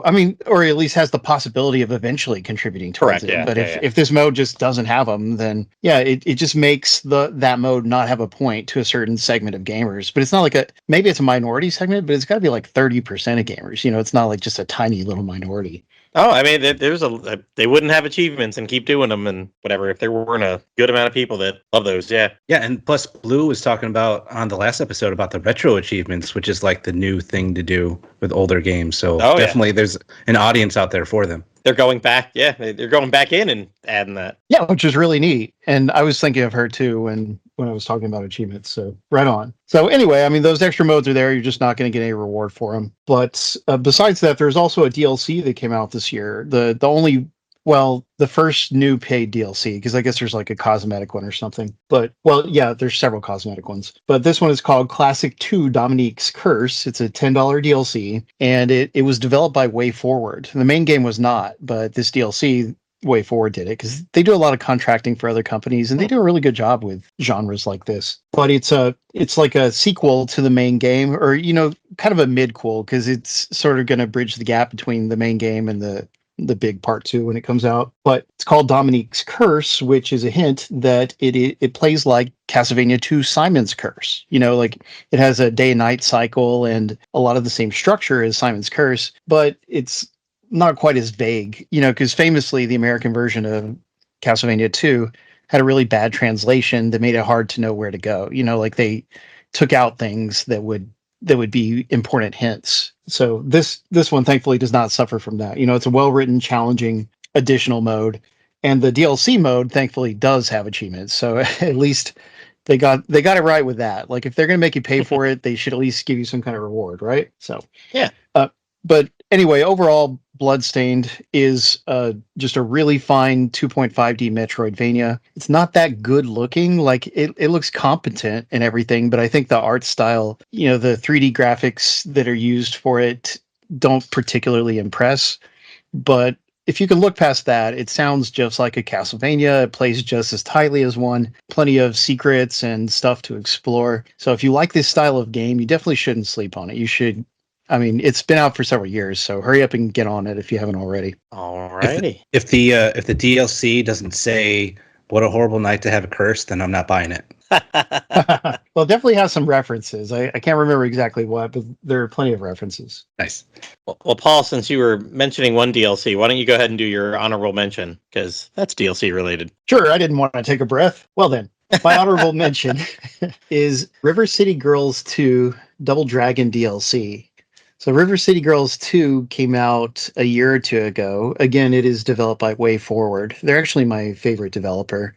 And River City Girls 2 is a spin-off of the River City Ransom series, which is also called Kunio-kun. So those games, River City Ransom is an early action RPG beat 'em up.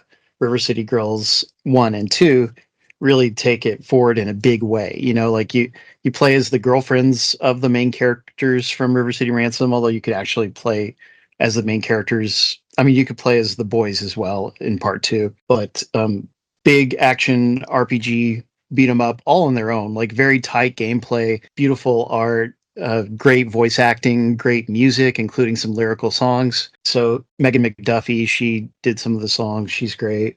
So the game itself is excellent enough, but this year it got some paid DLC, which is the Double Dragon DLC. And see, these games already had Double Dragon cameos in them. Like you can run across Billy and Jimmy Lee from Double Dragon. You can run across Abobo and some of the bad guys from Double Dragon. So that was already in there. But now you can actually play as Billy and Jimmy. That's what the point of the DLC is. You pay, I think it's $10, $8 or $10. You unlock Billy and Jimmy. And additionally, like there's a bunch of fully voiced cinematics, and the cinematics are different if you have Billy and Jimmy.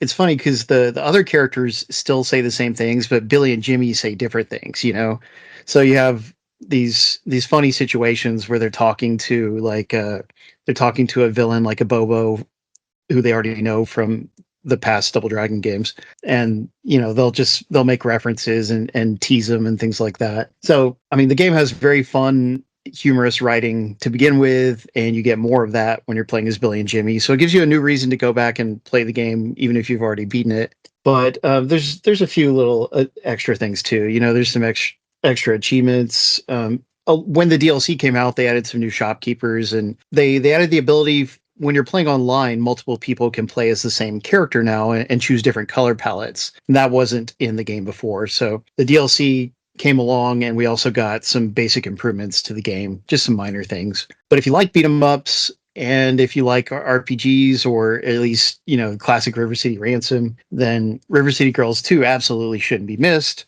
And then if you're into Double Dragon, as I am, that's another classic favorite series, then you got to get the DLC and just enjoy the fun stuff they do with it. Well, nice. Alrighty. Well, you can catch your breath now for quite a while. Pendy, go ahead and give your last game, and if you've got an honorable mention, which I see you did, go ahead. Sure.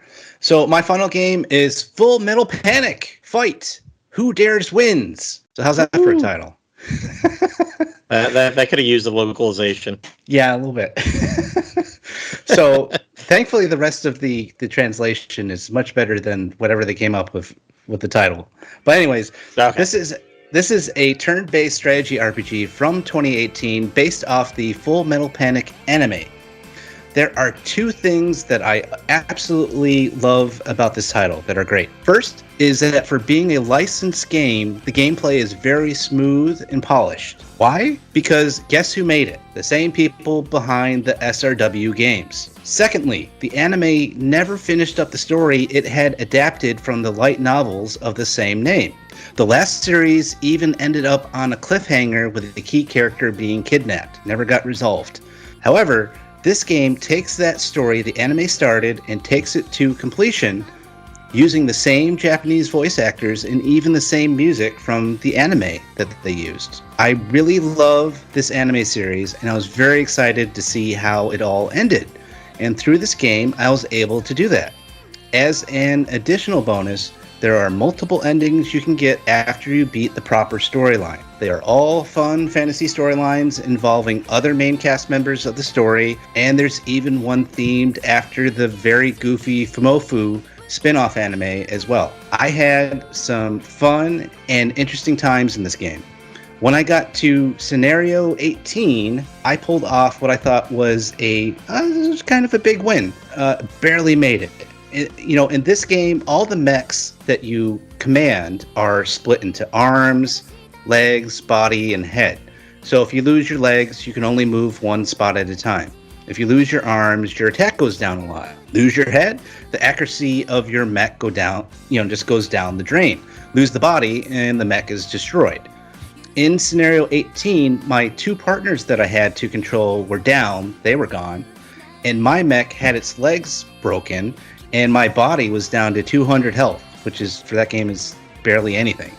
But I was just barely able to take the win in the end, and I was able to finish that and beat the final mech that was there. So that was fun, that I was able to barely beat that level. Now, my only complaint is the difficulty level for this game tremendously spikes at scenario 23. I actually went to a guide to see, what was I doing wrong? Like, is my strategy crap? Was I building up my mechs the wrong way? But then I saw someone on YouTube clearing the mission, and their main character was around level 42. And I looked at my main character, and he was level 30. So a little bit of a difference there. But thankfully, there are optional missions you can go back to and do multiple times. So I just grinded those out a little bit to get where I needed to be. I didn't get all the way to level 42, but I got like another, 5 to 8 levels, and I was good to go the rest of the game, because there's only like another 3 missions after that one, after you beat 23. Now, on a final note, there were some free DLC bonuses, like different weapons and stuff that you could get for free with this game.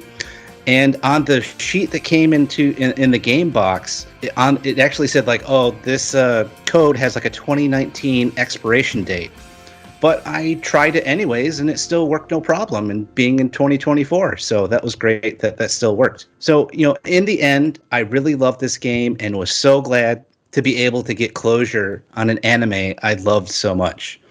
The last anime series they produced was called Invisible Victory, and that was back in 2018. So I really have no hope that we'll see future seasons of it. So I got to finish out the story with this game, so it was really cool.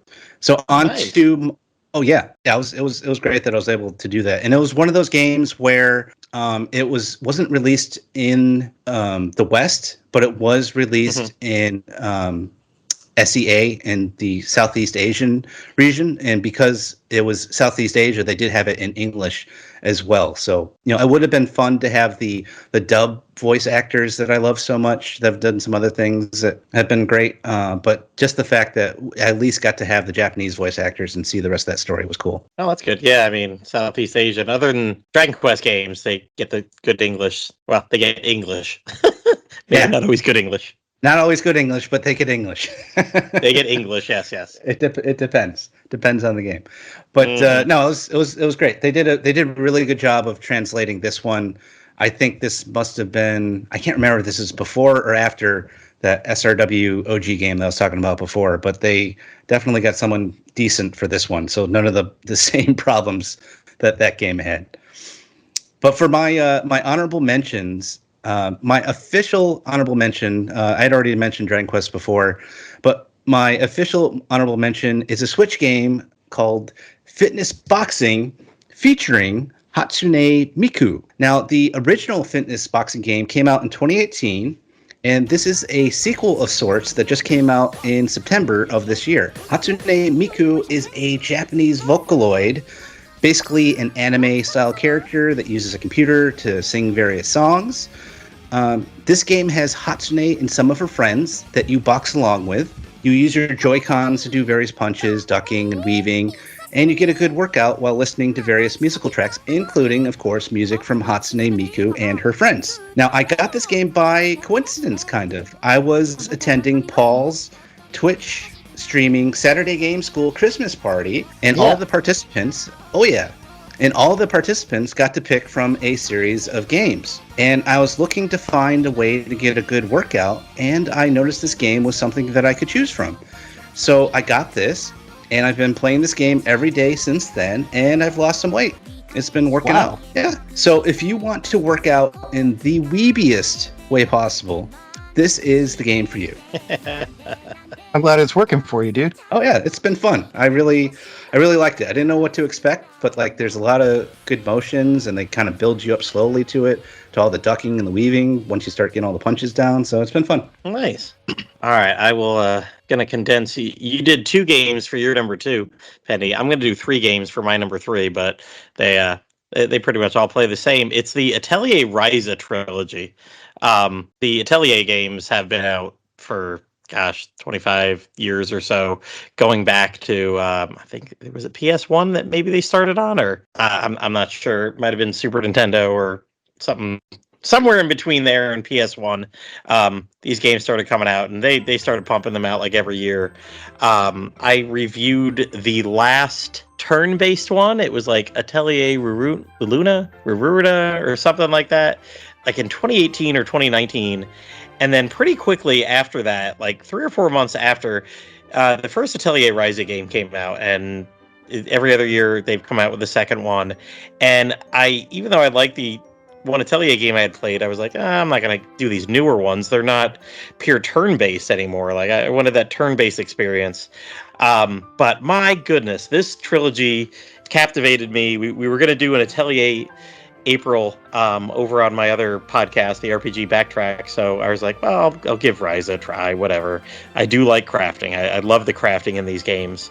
So gave it a try, and then this fall I did number 2 and number 3 back to back. I just really love them so much. The battle system in these is very actiony. You got a little, I guess it's ATV. Your bar's filling up. You start attacking. You can do like 3 to 4 just basic attacks. That builds up a meter for you to use special abilities. And once you use your special abilities, you build up a CC, which I can't remember exactly what it is. It's something charge. One of those C's is a charge, and that's how you can use items in battle.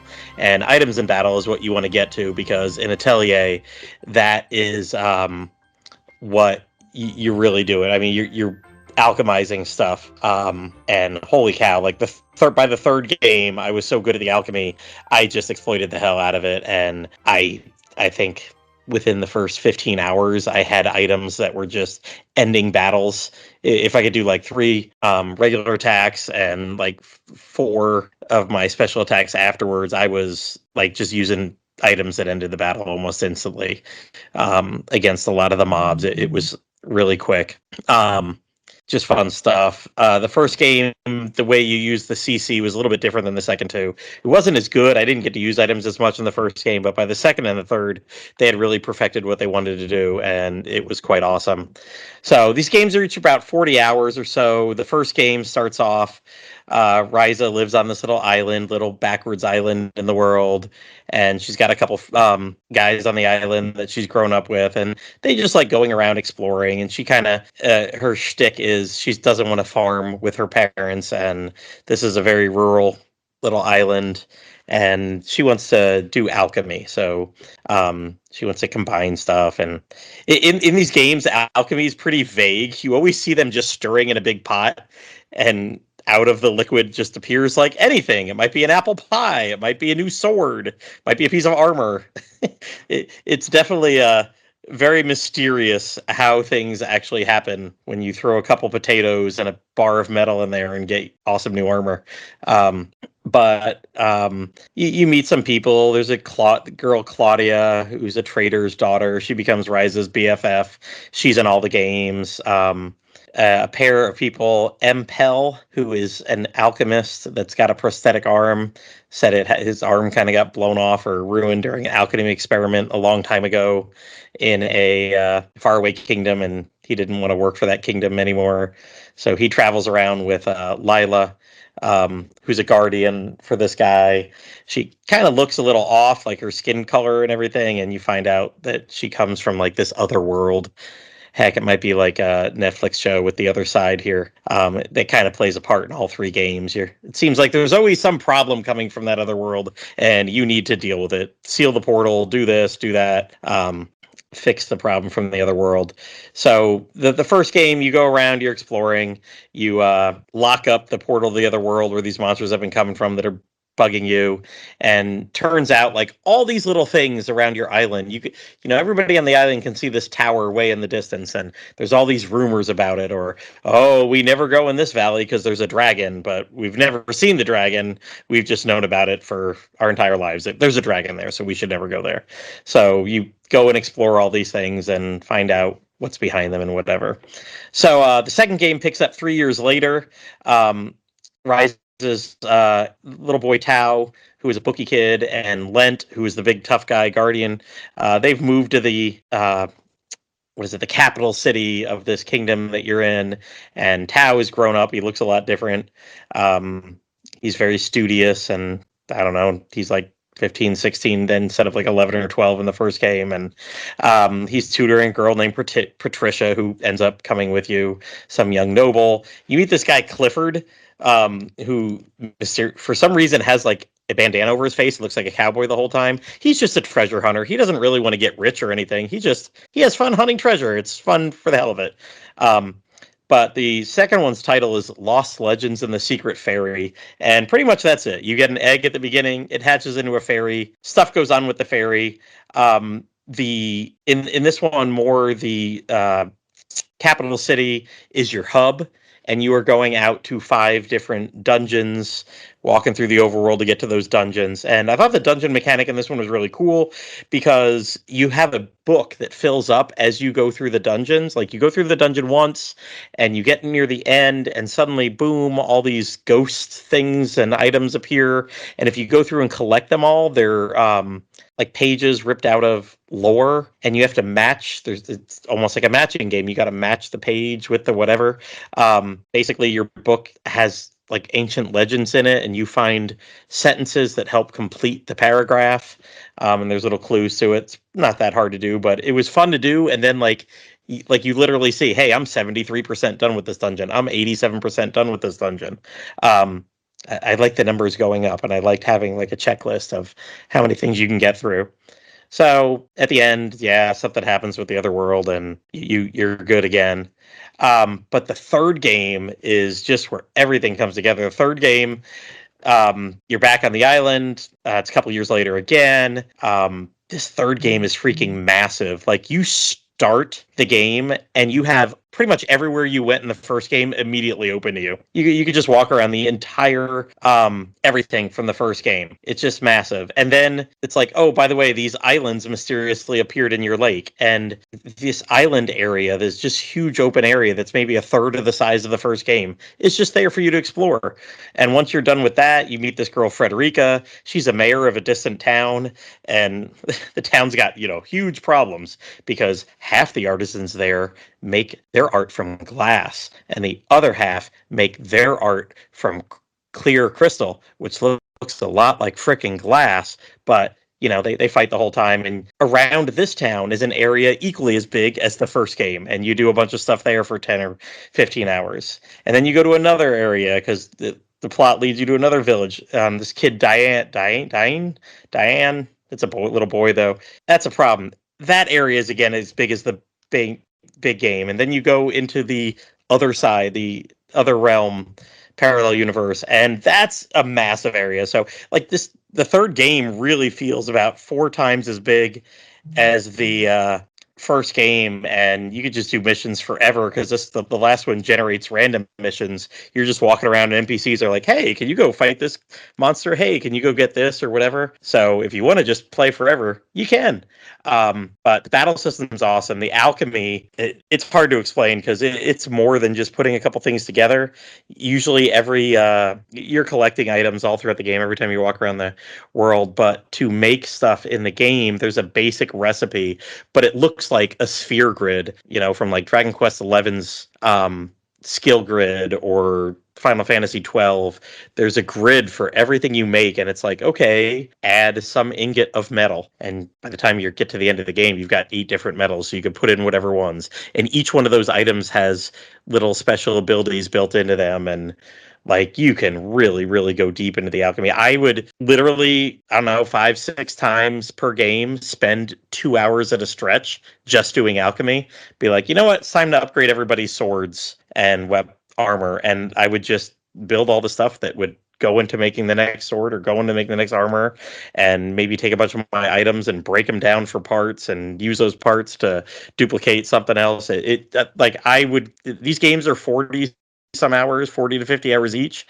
They get a little longer as they go, and I can easily say that I probably spent 10 hours in each one just doing the alchemy part of it. And it was fun. It was super fun. Making the items that just kind of broke stuff. Like I'm sitting there with my regular attacks and special attacks doing, maybe 20 or 50 damage, and then my special attacks could do a few hundred. And then I could whip out a weapon that would do maybe 9,000 to everything on the screen. Just completely blowing everything away. So all 3 games, like I said, pretty much play the same. I think the alchemy got a little better in the second 2. The battle system definitely got better in the second 2. Led you to use items more efficiently and build up those charge. But that's my last game, was that. And I did have an honorable mention. Game from about a year ago that got a lot of talk was Dave the Diver. And I finally played that, and holy crap, I loved Dave the Diver. Diving down, spearfishing, getting a lot of ingredients, going back and making different sushis and trying to deliver them to the peoples on the table, and just rinse and repeat.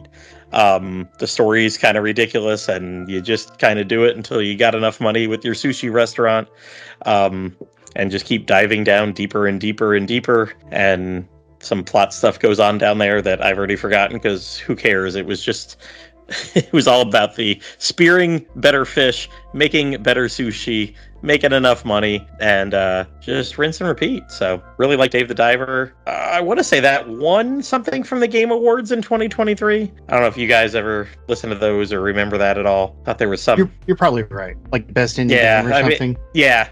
It had a lot, and oh my god, the collaborative, it's like Bellatro this year, with the collabs. There's been everything. There's a Godzilla collab with Dave the Diver, and they've done plenty more as it goes on. They get a lot of other indie games together and make a little scenario where that part is, I don't know if you go diving with it or whatever. There's some jungle DLC coming out, and I put my 25 hours into it and didn't go back for a lot of the collabs, just because when I see credits run, that Paul, you're after all the you're after some trophies. I'm after credits. I see credits and I'm like, in my head, I know I am done. It's gonna be hard to get me back into that. They need to do a Evangelion collab like they're doing with McDonald's right now. Oh my gosh, they're doing an Evangelion McDonald's? Oh yeah. Yes, it's crazy. Oh my. Transformable figures, and now they get like special meals related to it as well. Commercials are great. I see no commercials. Oh, Dave the Diver is a great game. I really liked it. I mean, I played it when it first came out. I haven't gone back to it, but I probably will sometime. Yeah, I mean, if there was something, I'm not the biggest Godzilla person. I know that's more you guys, more Paul than me, and some other stuff. But I definitely, if there was something that caught my fancy, I would go back to it. Because I mean, honestly, it's a pick up and play game. You dive, you shoot, you make sushi. It's not like you got to remember all the reasons you're doing this for. But I think that brings us to the end. I don't know if me farting an hour ago got the rest of the people off the cast or whatever. But Paul and Pendy, thanks for sticking around to the bitter end here. It was a lot of fun. I'm glad to be here. Yes. Thanks again, everyone that is left, including me. Thank you, me. Good job You're sticking welcome, around. You. As I like to remind people often, we don't crowdsource or dynamically insert ads that you don't give two shits about into this podcast. We're all grown-ass adults that like to talk about video games and other topics we enjoy. We don't need a dime of your money to do so. But if you would really like to contribute to DQ Fandom, feel free to head on over to the Dragon's Den, donate some money to Woodus. He's been paying to keep those lights on for decades. You can use one of his affiliate links, buy Dragon Quest 3 HD 2D, or, probably if there's physical forms, edit quite literally any of the other ones that we talked about tonight that are on Amazon. Dragon Quest 3 HD 2D Remake. Hey, that's one of the games we discussed tonight, and we'll discuss again in the future. In the near future, yes. Bye, everyone. Side quest complete.